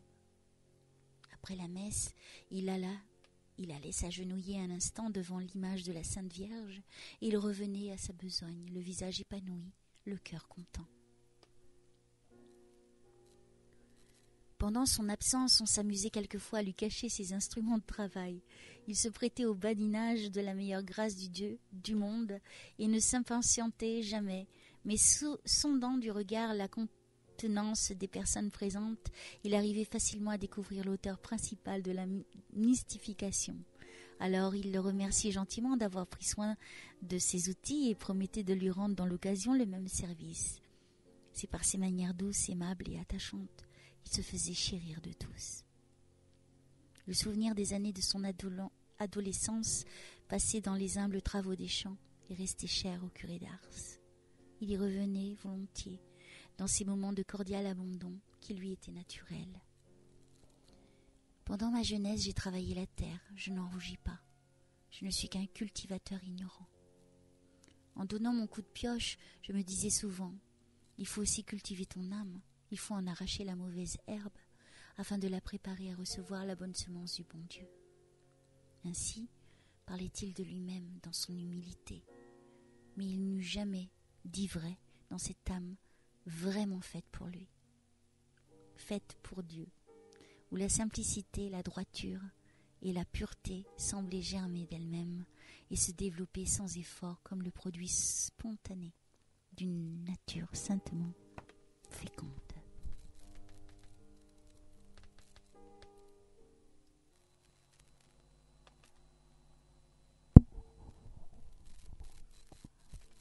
Jean-Marie Vianney commence ses études chez monsieur le curé d'Écueilly. Cependant Dieu s'était levé, Il avait jugé sa cause, et voilà qu'une fois encore, la parole éternelle s'était accomplie. Les chrétiens redisaient dans la langue des prophètes ces chants de triomphe destinés à convaincre d'impuissance les persécuteurs de tous les siècles. Après avoir vu leur sanctuaire abattu, leur autel profané, leurs prêtres proscrits et égorgés, le libre exercice du culte était devenu pour eux le sujet d'une immense joie, que ceux-là seuls peuvent comprendre, qui ont été torturés dans leur conscience. Ce dernier asile de la liberté et de la dignité humaine, c'est alors qu'un grand homme de lettres, indigné contre les excès du siècle dont il avait partagé les premiers entraînements, écrivait « Destructeur imbécile, vous avez crié victoire, et où est-elle cette victoire ? Tous les jours vous frémissez de rage en voyant l'affluence qui remplit nos temples. Ils ne sont plus riches, mais ils sont toujours sacrés. Ils sont nus, mais ils sont pleins. La pompe a disparu, mais le culte est demeuré. On n'y foule plus le marbre et les tapis précieux, mais on s'y prosterne et on y pleure sous les décombres. L'appareil du sacrifice est pauvre, mais l'adoration est profonde et la piété pure. » On était au lendemain du 18 Brumaire. La Révolution, lasse d'elle-même, avait trouvé son maître. Le premier consul croyait avoir fait beaucoup pour l'Église en lui rendant, quoique dans une mesure assez restreinte, un peu de cette liberté qui est sa force de sa vie. En rouvrant au culte ceux de ces monuments que le marteau de 93 avait épargnés et en lui restituant, sous forme de dotation publique, une faible partie de ses vastes possessions d'autrefois. Mais une chose essentielle restait à opérer, et elle dépassait les bornes de son pouvoir, c'était de ressusciter la France chrétienne des anciens jours, en réparant les ruines que 10 années d'anarchie religieuse et sociale avaient faites dans les âmes. Sauver les âmes est une œuvre impossible aux conquérants et aux hommes d'État. Leur mission, quand ils y sont fidèles, peut la favoriser. Le sacerdoce catholique seul peut l'accomplir. De saints prêtres, tel est le besoin de la religion dans tous les temps. Mais dans quel temps ce besoin était-il plus manifeste qu'au sortir d'une crise qui, par la mort et par l'exil, avait dépeuplé le sanctuaire ? Les temples étaient rouverts, mais sous leurs voûtes froides et silencieuses, le peuple affamé des vérités saintes dont il avait été si longtemps sevré attendait souvent en vain la parole qui fait vivre l'âme. Une foule de paroisses abandonnées, beaucoup d'autres administrées par d'anciens constitutionnels ou par de tout jeunes prêtres attestaient la misère profonde de l'Église de France. La commune d'Écueilly fut une des premières à recueillir le bienfait du nouvel ordre de choses, et ce qui combla de joie tous les habitants du pays, c'est que Monseigneur de Mérinville, chargé, au nom du cardinal Fesch, de réorganiser le diocèse de Lyon, eut l'heureuse idée de récompenser cette religieuse population en plaçant à sa tête un des confesseurs de la foi qu'elle avait abrité durant les jours mauvais. L'abbé Charles Ballet vint prendre possession de la cure d'Écueilly vers le milieu de février de l'année 1803. Dès les premiers jours qui suivirent son arrivée, il se vit en relation avec tout ce que la ville, si rapprochée de sa paroisse, et les campagnes voisines avaient de familles recommandables, tant était grande la confiance qu'il avait su inspirer, par ses talents, ses vertus, la noblesse et la fermeté de son caractère. On le connaissait beaucoup à Lyon, où il avait passé les jours de la terreur, caché dans la rue Saint-Jean, recevant l'hospitalité des plus honnêtes familles du quartier, et en particulier de la famille Loras. C'était chez elle, quand les recherches du comité de salut public devenaient plus actives, qu'il se dérobait aux sbires de la police républicaine. M. Loras avait pu apprécier le mérite de ce saint prêtre. Dès qu'il apprit sa nomination à la cure d'Écueilly, il le pria de se charger de l'éducation de ses fils, au nombre desquels était celui qui est devenu plus tard évêque du Buc. On ne pouvait faire à M. Bellet une demande plus agréable. Il chérissait la jeunesse, il aimait à s'en entourer, à l'encourager, à la soutenir. Sa première pensée en se voyant curé avait été de faire de son presbytère une succursale des petits séminaires du diocèse et une pépinière de prêtres. Heureux, le pasteur qui comprend qu'une des œuvres les plus simples et les plus utiles à l'Église est de faire éclore les vocations sacerdotales, d'en cultiver et d'en développer les germes autour de lui dans les enfants qu'il laisse approcher de sa personne à l'exemple du Sauveur. Un bon prêtre qui nous doit, à quelque titre que ce soit, d'avoir pu suivre sa vocation est le premier anneau d'une chaîne de bienfaits qui, pour la plus grande gloire de Dieu, le bonheur et le salut des âmes, ira toujours en se multipliant à travers les années jusqu'à la consommation des siècles. On a dit du grand évêque de Milan que son plus bel ouvrage a été l'illustre docteur de l'église Saint-Augustin. On peut dire de même qu'une des plus belles œuvres, la plus belle qu'ait rencontré le ministère de M. Bellet, c'est assurément d'avoir découvert et favorisé la vocation du curé d'Ars. L'œuvre des premières communions, retardée par la longue interruption du ministère régulier, attira aussi l'attention du nouveau titulaire. Il organisa les catéchismes. Ses recommandations transformèrent chaque maison en sanctuaire, où les enfants recevaient de la bouche de leurs parents les éléments de la doctrine chrétienne. Il achevait ensuite à l'église ce qui avait été commencé au foyer de la famille. C'est en chair principalement qu'il donnait carrière aux ardeurs de son zèle.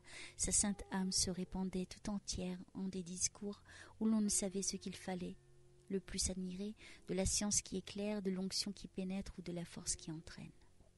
Ainsi, les temps d'épreuve et le deuil de l'Église étaient oubliés. Sorti des déserts et des retraites ténébreuses où, pour le malheur de tous, on l'avait quelque temps réduit à se cacher, le Sauveur revenait, promettant le pardon et distribuant les grâces au sanctuaire de son amour dans la paix des saints tabernacles. Il remontait sur les mêmes autels d'où il avait béni les ancêtres. On retrouvait près de lui les douces émotions des anciennes fêtes chrétiennes. La famille Vianney, qui avait de nombreuses relations avec Écuyer, était de celles qui participaient le plus à ces joies divines, mais nul dans la famille n'en jouissait autant que notre Jean-Marie. Dès ce jour, il commença à être d'Écuyer. Il n'y avait pas une cérémonie religieuse dans cette paroisse privilégiée. Il ne s'y célébrait pas de fête, il ne s'y donnait pas une bénédiction de Saint-Sacrement à laquelle il n'assista.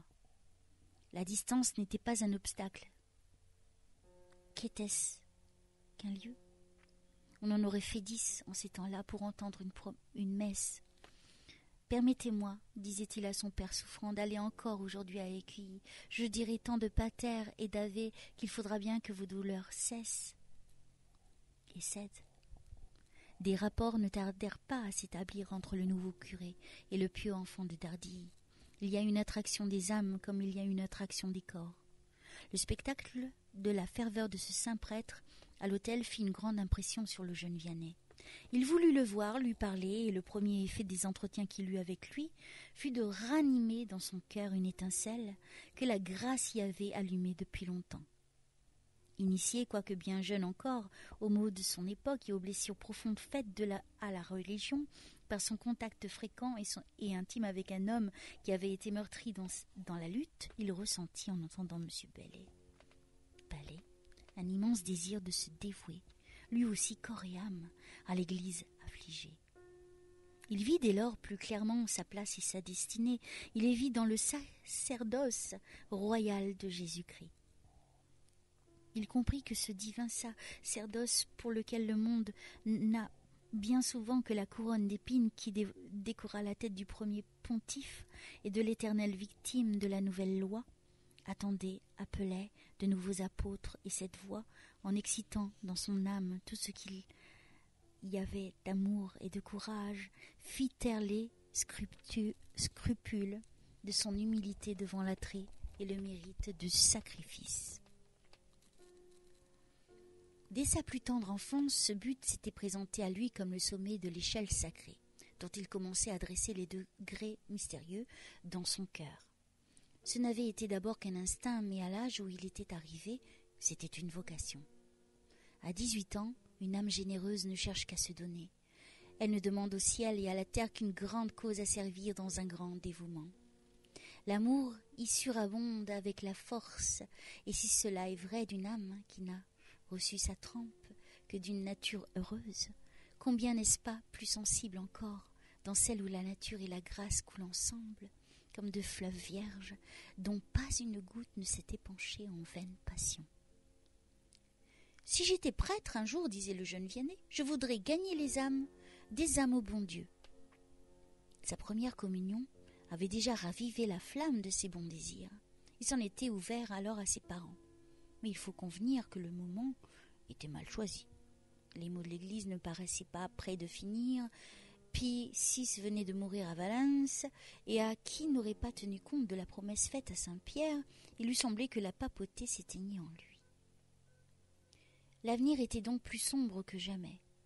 Se séparer de ce jeune homme à l'âge où il pouvait rendre à sa famille les meilleurs services, l'encourager à poursuivre un but incertain, ne parut pas à ses parents une conduite sage et prudente.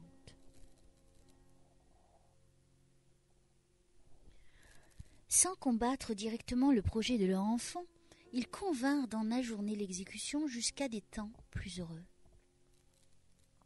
Que fit alors le jeune Vianney? Ce qu'il a souvent conseillé depuis à des âmes soumises à la même épreuve. Il plaça sa vocation sous la garde de l'obéissance et de la prière.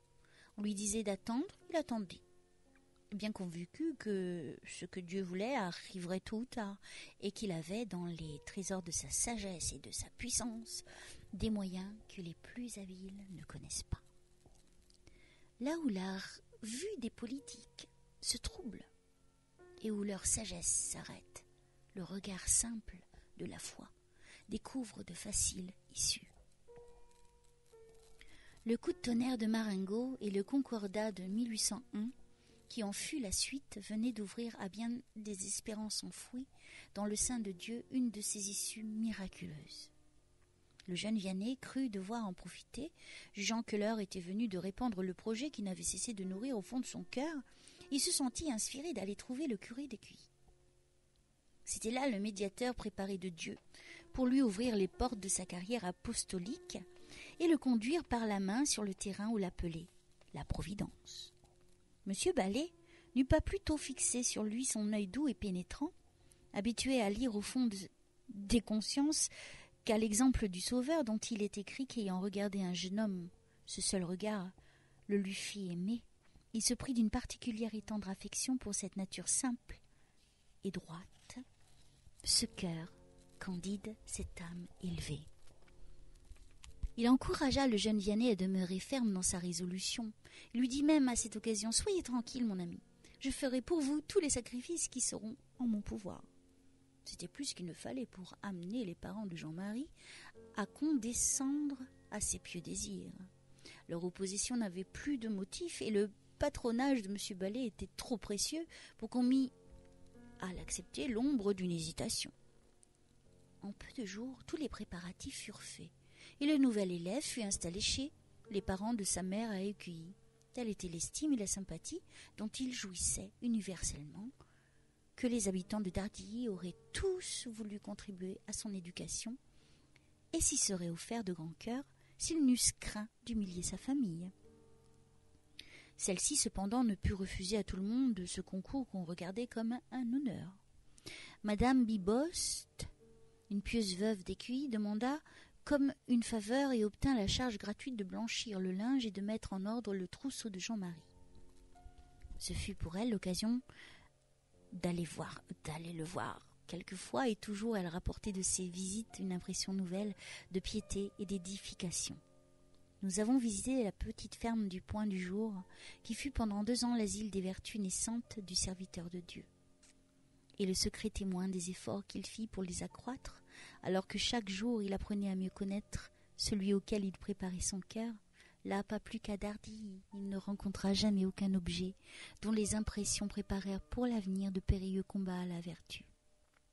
Sa piété prit de nouveau et rapide accroissement, et fait des bénédictions divines attirées par une fidélité constante à la grâce.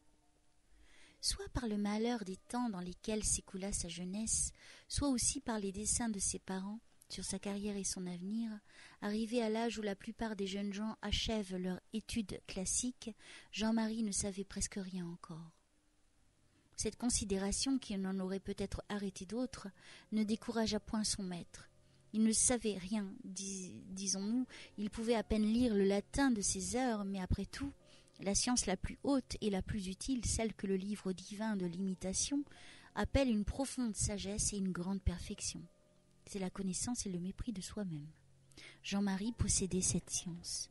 Il avait eu pour percepteur celui dont l'esprit souffle où il veut et dont la parole retentit au fond de l'âme, avec ce je ne sais quoi de souverain où le maître se fait si bien sentir. Il avait appris de lui à être doux et humble de cœur, à mettre au pied de sa croix les fatigues et les sueurs de sa vie laborieuse.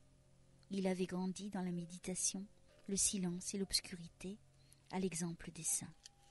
Comme si Dieu eût voulu rendre plus impossible à son serviteur toute tentation de vaine gloire, et pour le détacher encore plus de lui-même, il permit qu'il rencontrât beaucoup de difficultés dans la carrière où sa voie l'appelait, et qu'il se heurtât contre des obstacles presque insurmontables. Sa conception était lente, sa mémoire ingrate, ses progrès peu sensibles. Son excellent maître, loin de le décourager par des reproches intempestifs, l'aidait, le consolait, cherchait à lui inspirer un peu de confiance en lui-même. Quelquefois, le pauvre enfant était à bout d'efforts et de volonté, l'incertitude et la défaillance le prenaient au cœur. Il demandait la permission d'aller voir ses parents. M. Ballet la lui refusait doucement. Il sentait le danger qu'il y aurait pour sa vocation à le laisser partir sous le poids d'un pareil découragement. « Où veux-tu aller ?» lui disait-il avec bonté. « Tes parents, voyant l'inutilité de ton travail et de leur sacrifice, ne demanderont pas mieux que de te garder à la maison. » Alors, adieu tous nos projets, adieu le sacerdoce et le salut des âmes. Ces paroles rendaient le jeune homme à lui-même, à son travail, à ses résolutions. Elle amenait toujours un dédoublement d'application que Dieu ne laissait pas sans récompense. Ici, nous trouvons dans les notes recueillies par l'ancienne directrice de la Providence d'Ars, Catherine Lassagne, une page caractéristique comme on n'en rencontre que dans la vie des saints. C'est une de ces inspirations soudaines, en dehors des voies ordinaires qui viennent directement du ciel, et qui, lorsqu'on a le courage de les suivre, font qu'on ne rencontre plus rien de difficile dans la carrière des mortifications et des sacrifices. Se trouvant si dénué des facultés sans lesquelles il ne pouvait espérer de voir s'ouvrir pour lui la sainte carrière à laquelle il aspirait, notre jeune homme songea à recourir à l'emploi direct des moyens surnaturels pour triompher des obstacles qui entravaient la marche de ses études. Après avoir pris conseil de son directeur, il fit vœu d'aller à pied en demandant l'aumône au tombeau de saint François Régis afin d'intéresser en sa faveur l'apôtre du Vivarais et d'obtenir la grâce d'en savoir assez pour devenir lui aussi un bon et fidèle ouvrier du Seigneur. Il partit, mais, comme l'atteste le récit pieux de Catherine, il eut le long de la route bien des affronts à essuyer. Il lui arriva souvent de se voir refuser le gîte que la pitié accorde au dernier des mendiants, parce qu'on trouvait qu'il n'avait pas l'air d'un pauvre. On le prenait pour un voleur et un vagabond. Arrivé à Louvesque, il fut obligé de faire commuer son vœu, et au lieu de revenir en demandant son pain de porte en porte, il paya ses dépenses avec l'argent dont il s'était muni par précaution. Il ne laissa pas que de faire à pied ce long pèlerinage.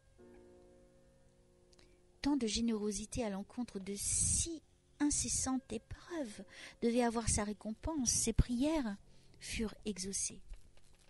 Saint François Régis, à qui, par reconnaissance, il avouait depuis un culte très dévot, lui obtint de Dieu la grâce qu'il désirait, au point d'étonner son maître et ceux qui avaient le plus désespéré du succès. À dater de ce jour, les difficultés s'évanouirent comme par enchantement.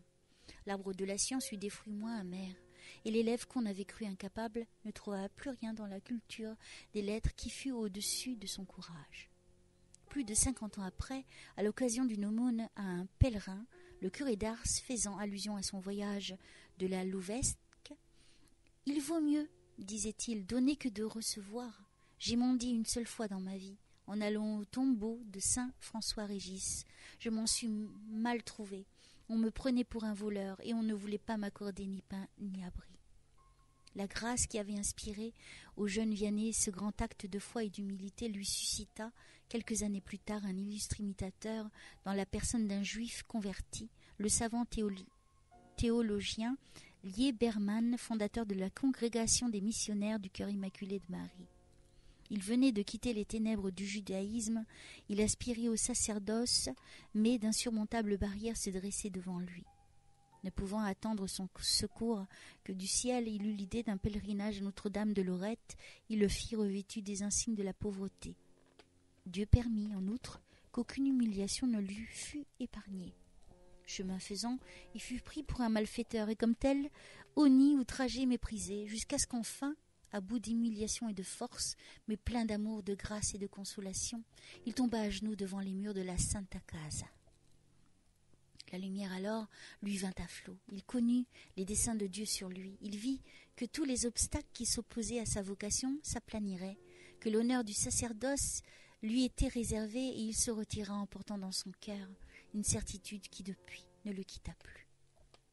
Cette période de 5 ou 6 années d'études offre encore quelques traits intéressants que nous ne devons point passer sous silence.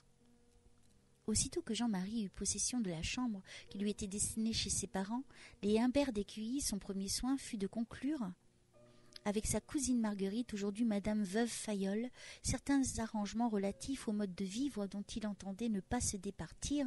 Par exemple, il voulait qu'elle lui servît sa soupe sans aucune espèce d'assaisonnement. « Aie bien soin !» lui disait-il, de me tremper ma sauce avant d'y avoir mis ton beurre ou ton lait. Je ne veux ni de l'un ni de l'autre. Quand la ménagère avait été fidèle à sa consigne, il en récompensait par l'air de contentement répandu sur sa figure, la gaieté de sa conversation et la promesse de quelques pieux présents, comme d'une médaille, d'une image ou d'un cantique. Quand elle y manquait, ce qui lui arrivait de temps en temps, soit par mégarde, soit de propos délibérés, Jean-Marie lui faisait de vifs reproches. Il en éprouvait un déplaisir sensible. Elle le voyait sombre, ennuyé, mélancolique. Il mangeait sa soupe, dit-elle, comme si chaque morceau l'eût dû l'étrangler. Dans sa nouvelle résidence, le jeune Vianney continuait, comme dans la maison paternelle, à être l'ami des pauvres. Il ne put jamais supporter la vue d'un malheureux sans que ses entrailles en fussent émues. Il amenait coucher à la ferme du point du jour tous ceux qu'il rencontrait sur son chemin. Allant une fois d'Écueilly à Dardilly, il en vit un qui n'avait point de chaussures. Il lui donna ses souliers neufs. Et arrivé chez lui les pieds nus, il fut grondé par son père, qui, tout charitable qu'il pût être, ne l'était pas à la manière de son fils. Jean-Marie savait aussi à propos donner un bon conseil. Un de ses cousins germains reçut un jour d'un ami qui venait d'entrer au couvent une lettre enthousiaste dans laquelle on lui dépeignait sous les couleurs les plus séduisantes les charmes de la vie religieuse. Vivement impressionné à cette lecture, le jeune homme demeura quelques jours incertain, combattu par le désir de partager les joies de son ami et le regret de laisser derrière lui un père et une mère âgés et infirmes. Il s'ensuivit une de ces luttes entre le cloître et la famille dont on connaît les détails et qui se renouvellent depuis tant de siècles pour la gloire de Dieu et le salut des âmes. Seulement, les parents du jeune homme étaient chrétiens. Quand ils virent les perplexités auxquelles leur fils était en proie, ils lui dirent « Tu es à Dieu avant d'être à nous. Il s'agit de connaître sa volonté. Va-t'en trouver ton cousin et lui demande son avis. Il est si sage et si raisonnable qu'on peut s'en rapporter à son jugement. » Le conseil fut suivi. Jean-Marie prit la lettre, la lut et conclut sans la moindre hésitation en disant « Reste où tu es, mon ami. Tes vieux parents ont besoin de toi. Les secourir, les assister, leur fermer les yeux. Voilà ta vocation. » En l'absence des qualités brillantes que le ciel lui avait refusées, on voyait déjà poindre dans les lèvres du sanctuaire ce discernement parfait, cet esprit droit et ferme qui devrait plus tard caractériser si éminemment le prêtre et attirer à lui les multitudes.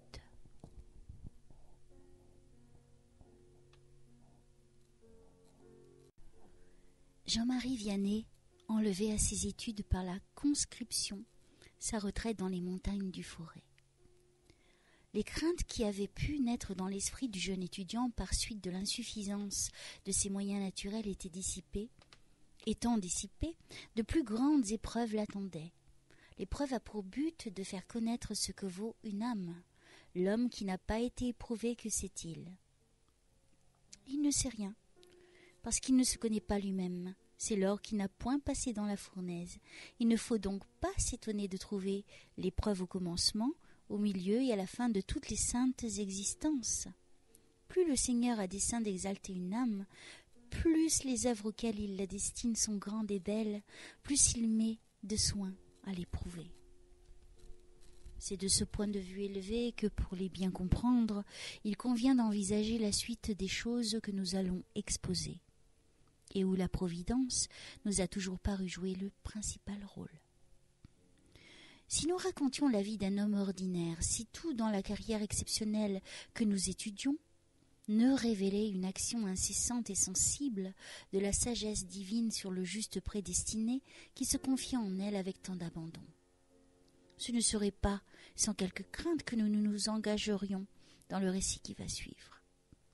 Plusieurs y verront une infraction aux lois du pays, d'autres un acte de faiblesse arraché par un de ces sentiments auxquels on a de la peine à pardonner.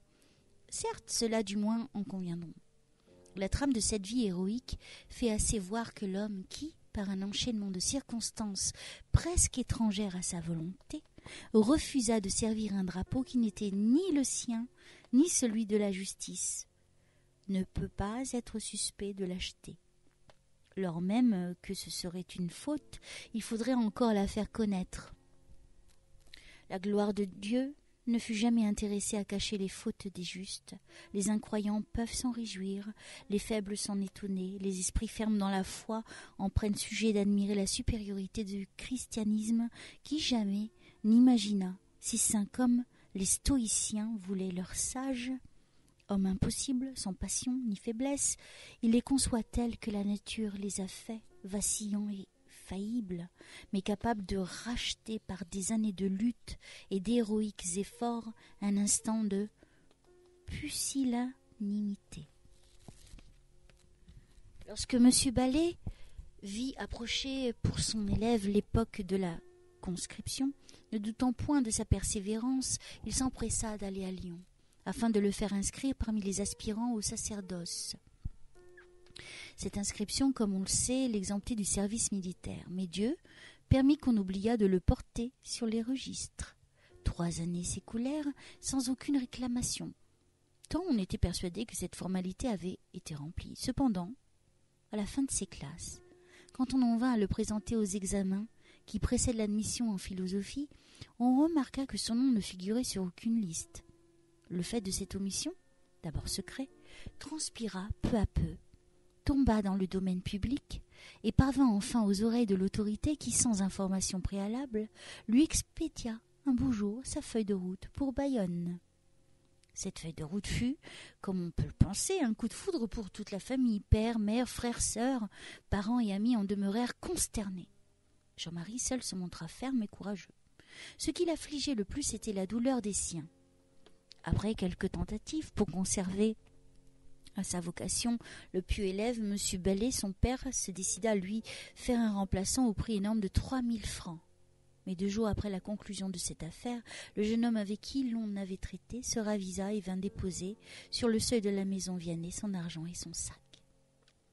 Les efforts que Jean-Marie avait faits jusque-là pour surmonter son chagrin l'avaient brisé. Il tomba malade.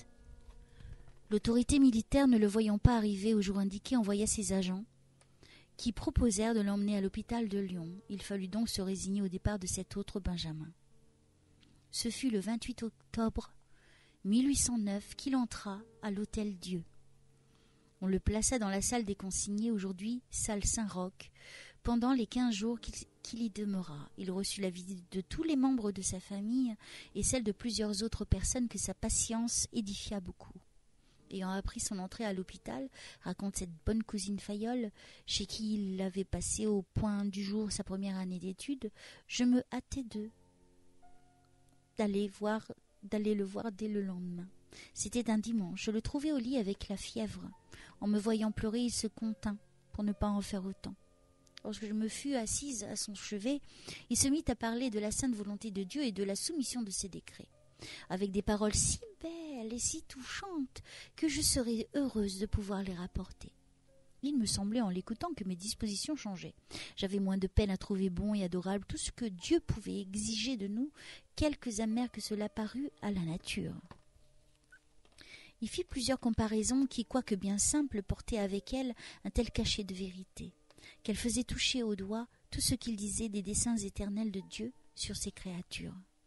Il ajouta différents raisonnements que je ne saurais redire quant aux expressions, mais qui procurèrent tant de consolation à mon âme que je me trouvai alors, après l'avoir entendu, bien calme et bien résigné moi-même. Comme le jour baissait, il cessa de discourir pour m'inviter à manger avec lui la portion qu'on lui avait apportée. Je fis ce qu'il voulut, mais lui mangea très peu. Puis voyant la nuit s'avancer, il me congédia. Après 15 jours de repos et de soins, on crut que le jeune homme, assez fort pour supporter les fatigues du voyage, et le 13 novembre, il fut évacué sur Roanne. Il n'avait pas fait la moitié du chemin que, rompu par les cahots de la charrette sur laquelle il était gisant, transi de froid et trop faible pour aller à pied, il fut saisi d'un nouvel accès de fièvre. Force fut de le déposer à l'hôpital. Son premier soin, quand il se sentit un peu remis du voyage, fut d'écrire à ses parents pour les consoler et leur donner de ses nouvelles. À peine cette lettre eut-elle été lue à Dardilly que chacun se disputa la faveur de l'aller voir le premier. Ce privilège échut à François, son frère aîné, qui le trouva calme et content de son sort. Pendant les 6 semaines qu'il passa dans ce pauvre lit d'hôpital, il fut successivement visité par toutes les personnes de sa parenté, accompagnées de leurs amis des 2 villages. Ces marques répétées d'estime et presque de vénération dont le jeune malade était entouré excitèrent d'abord l'intérêt des bonnes sœurs Augustines qui desservaient l'hospice de Roanne. Cet intérêt se changea en admiration quand elles connurent tant de beaux traits qui avaient signalé son adolescence. Il devint l'enfant gâté de la maison. On sait qu'il y a de délicates nuances dans le dévouement de ces saintes filles, dont le cœur est tout pétri de bienveillance et de charité.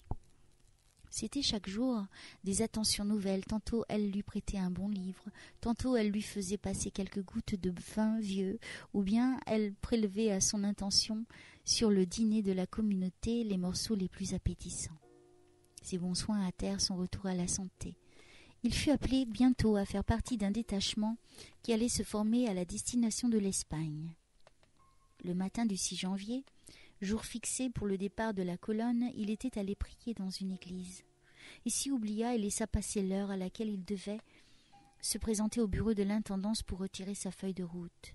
Quand il y parut, on la lui refusa d'abord, en accompagnant ce refus d'invectives et de menaces. Le capitaine de recrutement s'emporta beaucoup et parla de le faire conduire enchaîné de brigade en brigade jusqu'à Bayonne.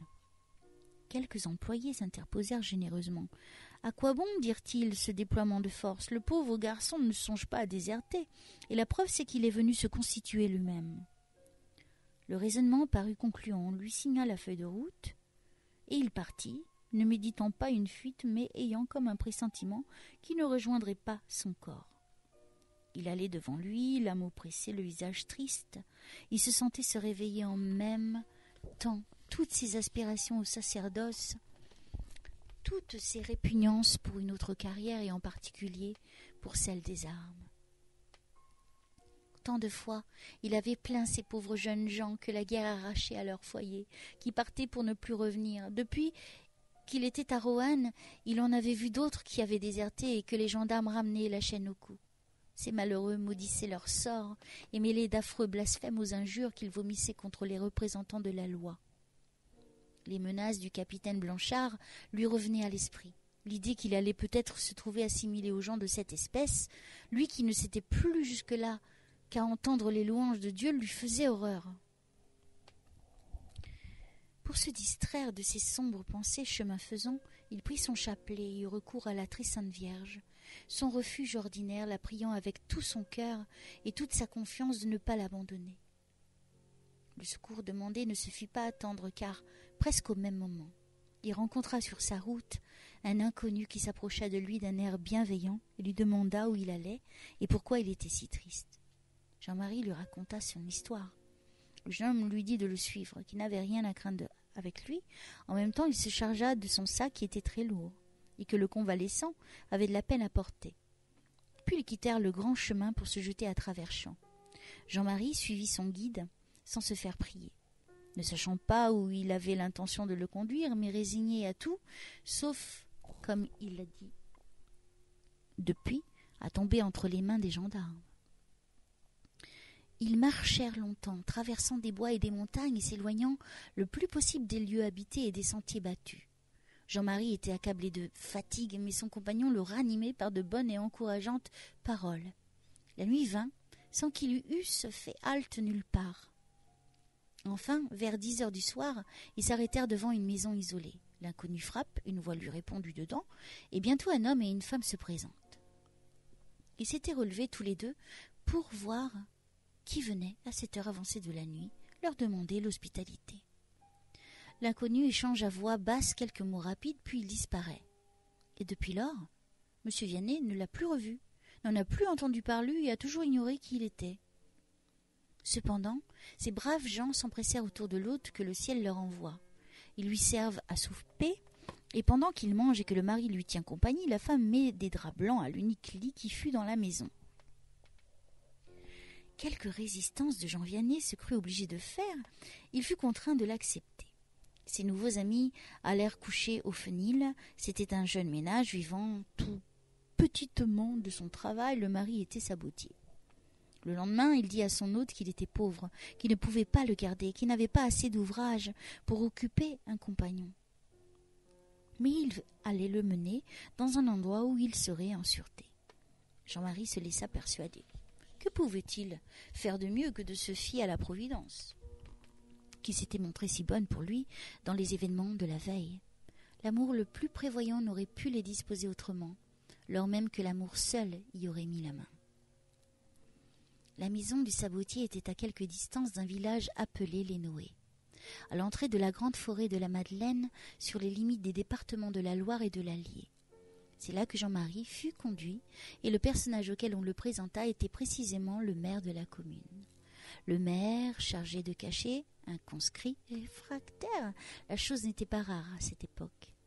L'excellent homme ne fit aucune difficulté d'entrer dans ce rôle singulier. Il accueillit fort bien le jeune Vianney, lui répéta qu'il n'avait rien à craindre et qu'il allait s'occuper de lui trouver un gîte. Il y avait au Noé une bonne mère de famille, restée veuve avec 4 enfants que tout le monde dans le village aimait et respectait. « J'ai connu bien des saints et des saintes », a dit depuis le curé d'Ars en parlant de sa bienfaitrice, mais M. Ballet et la mère Fayot sont les plus belles âmes que j'ai rencontrées. Peut-être la reconnaissance est-elle pour beaucoup dans cette appréciation. Quoi qu'il en soit, on aime à l'y trouver et l'éloge n'y perd rien. Le maire des Noé pensa que Jean-Marie ne serait nulle part aussi bien que dans cette maison, sous la garde de cet humble dévouement de chrétienne et de mère. Et en effet, Claudine Fayot reçut le fugitif comme un enfant qu'elle aurait attendu. « Soyez tranquille, mon ami, dit le maire en se retirant. Nous répondrons de votre sûreté. Les gendarmes ne viendront pas vous chercher ici. Quand vous aurez peur d'eux, vous n'aurez qu'à venir chez moi. Ma porte vous sera toujours ouverte. » Pourtant, le bon maire était moins rassuré qu'il n'affectait de le paraître. Les gendarmes allaient partout, et ils allaient plus particulièrement dans ce village qui, par sa position isolée au milieu des montagnes et sur la lisière d'une forêt, pouvait facilement servir d'asile aux réfractaires afin de donner le change aux agents de la force publique. Il eut l'idée de faire cacher au fugitif son vrai nom de Jean-Marie sous celui de Jérôme.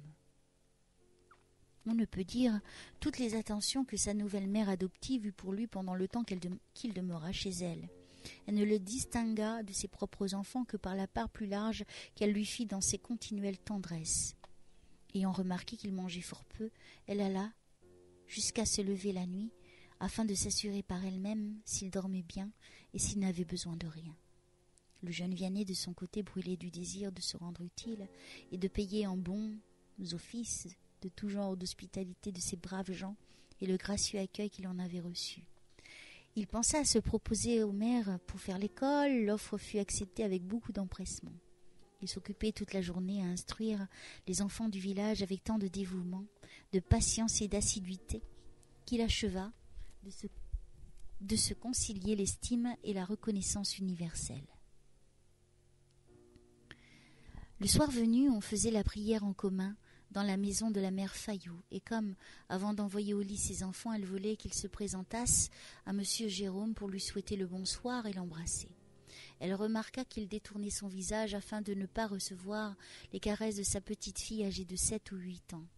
Jean-Marie Fayot, l'aîné de la famille, que nous avons vu à Ars en 1759 et de qui nous tenons la plupart de ses détails, fut pendant 8 jours le compagnon de lit de Jérôme. La nuit, quand il se réveillait, il le surprenait constamment à murmurer des prières. Il se rappelle qu'il était couvert de croix, de médailles et de scapulaires. Le jeune Vianney communiait souvent dans la semaine, quoiqu'il n'allât à la confesse que tous les 15 jours et que le curé dénoué fut connu pour la sévérité de ses principes. On le voyait toujours modeste, recueilli, et si exemplaire dans sa conduite, si zélé dans l'accomplissement de ses devoirs, que tout le monde en était dans l'admiration. On venait des paroisses voisines pour faire sa connaissance, pour prier et chanter des cantiques avec lui. Au retour des beaux jours, son école se vida, peu à peu, il se mit à travailler la terre. Toute besogne lui était bonne, dit Jean-Marie Fayot, et il savait se plier à tout. Au temps des fauchaisons, il se multiplia pour rendre service à un plus grand nombre de personnes, au point qu'il tomba malade d'une fluxion de poitrine et garda le lit pendant 1 semaine ou 2. La population dénouée comprit que ce jeune homme était un trésor. Elle s'y attacha et craignit de le perdre. Pour le mettre à l'abri des investigations et des coups de main de la police, quand on redoutait une descente, on plaçait des vedettes sur les hauteurs qui dénonçaient de loin par des signaux convenus la présence des gendarmes. Un jour, qu'ils étaient venus faire une battue générale, Jean-Marie fut se cacher dans un grenier à foin au-dessus d'une écurie. Il étouffait dans cette atmosphère doublement échauffée, et par l'entassement du fourrage et par le voisinage de l'étable, il pensa être asphyxié. Cette situation violente dura longtemps. Le saint curé disait qu'il n'avait jamais tant souffert. Ce fut dans ce moment qu'il promit au bon Dieu, s'il sortait de cette terrible passe, de ne plus jamais se plaindre, quoi qu'il lui arrivât. « J'ai bien à peu près tenu parole », ajoutait-il avec une charmante simplicité. Le curé d'Ars aimait à parler de son séjour au Noé. Le souvenir et le parfum de l'âme, c'est la partie la plus suave, la plus délicate du cœur qui se détache pour embrasser, à une époque déjà lointaine, les êtres que nous y avons rencontrés et qui nous ont aimés. C'est une seconde vie dans la vie. Jusque dans les dernières années de sa vieillesse, le souvenir des bons habitants du village qui lui avaient servi d'asile pendant ses mauvais jours revenait fidèlement à sa pensée. C'est au Noé qu'il aurait voulu être nommé curé. C'est là peut-être si l'évêque de Belley avait consenti à sa retraite qu'il eût fini sa vie. Si j'obtiens la permission de quitter le saint ministère, disait-il en 1814 à Jean-Marie Fayot, venu à Ars pour le voir et se confesser à lui, j'ai l'intention d'aller mourir au milieu de vous ou à la Grande Chartreuse. La reconnaissance de M. Vianney pour la veuve Fayot ne s'affaiblit jamais. Au commencement de son ministère, il était dans l'habitude de lui écrire tous les ans.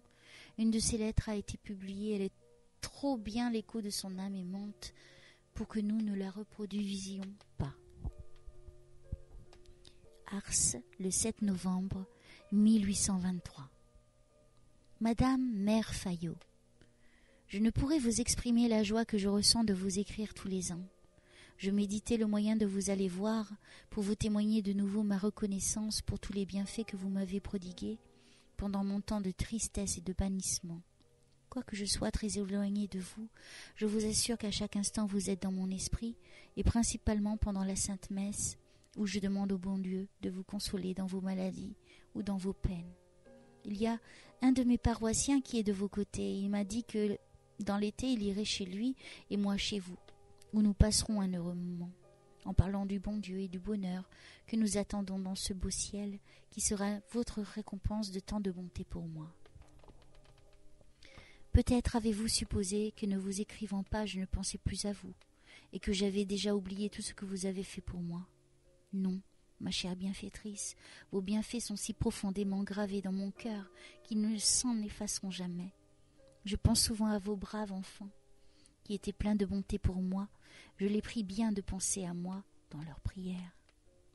Ma bonne mère, pour ce que vous me devez, je vous le donne de bon cœur. Je vous prierai seulement si la pauvre P est encore en vie, de lui donner quelque chose en lui disant de penser à moi dans ses prières et aussi à la bonne D, qui peut-être est bien misérable. Je me souviens toujours de ce qu'elle me fit quand je partis.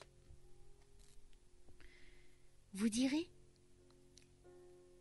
à la mère F que j'ai reçu des nouvelles de son fils qui est prêtre, qui se porte bien, et bien sage et bien aimé de son évêque. Vous direz s'il vous plaît à tous ceux que j'ai eu le bonheur de connaître au Noé, que je leur présente mes respects et mes sentiments de reconnaissance, que toutes leurs bontés pour moi ne s'effaceront jamais de ma mémoire.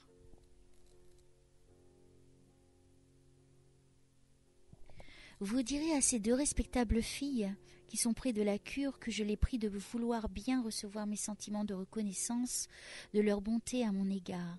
Elles diront à ce bon garçon qui m'a donné de quoi faire mon voyage que je pense bien à lui. Vous direz à M, F et à tous ceux de sa maison que je n'ai pas oublié leurs bienfaits.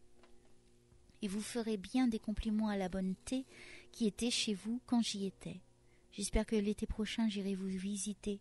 Si l'un de vos 4 enfants pouvait venir me voir dans ma Bresse, je serais bien content.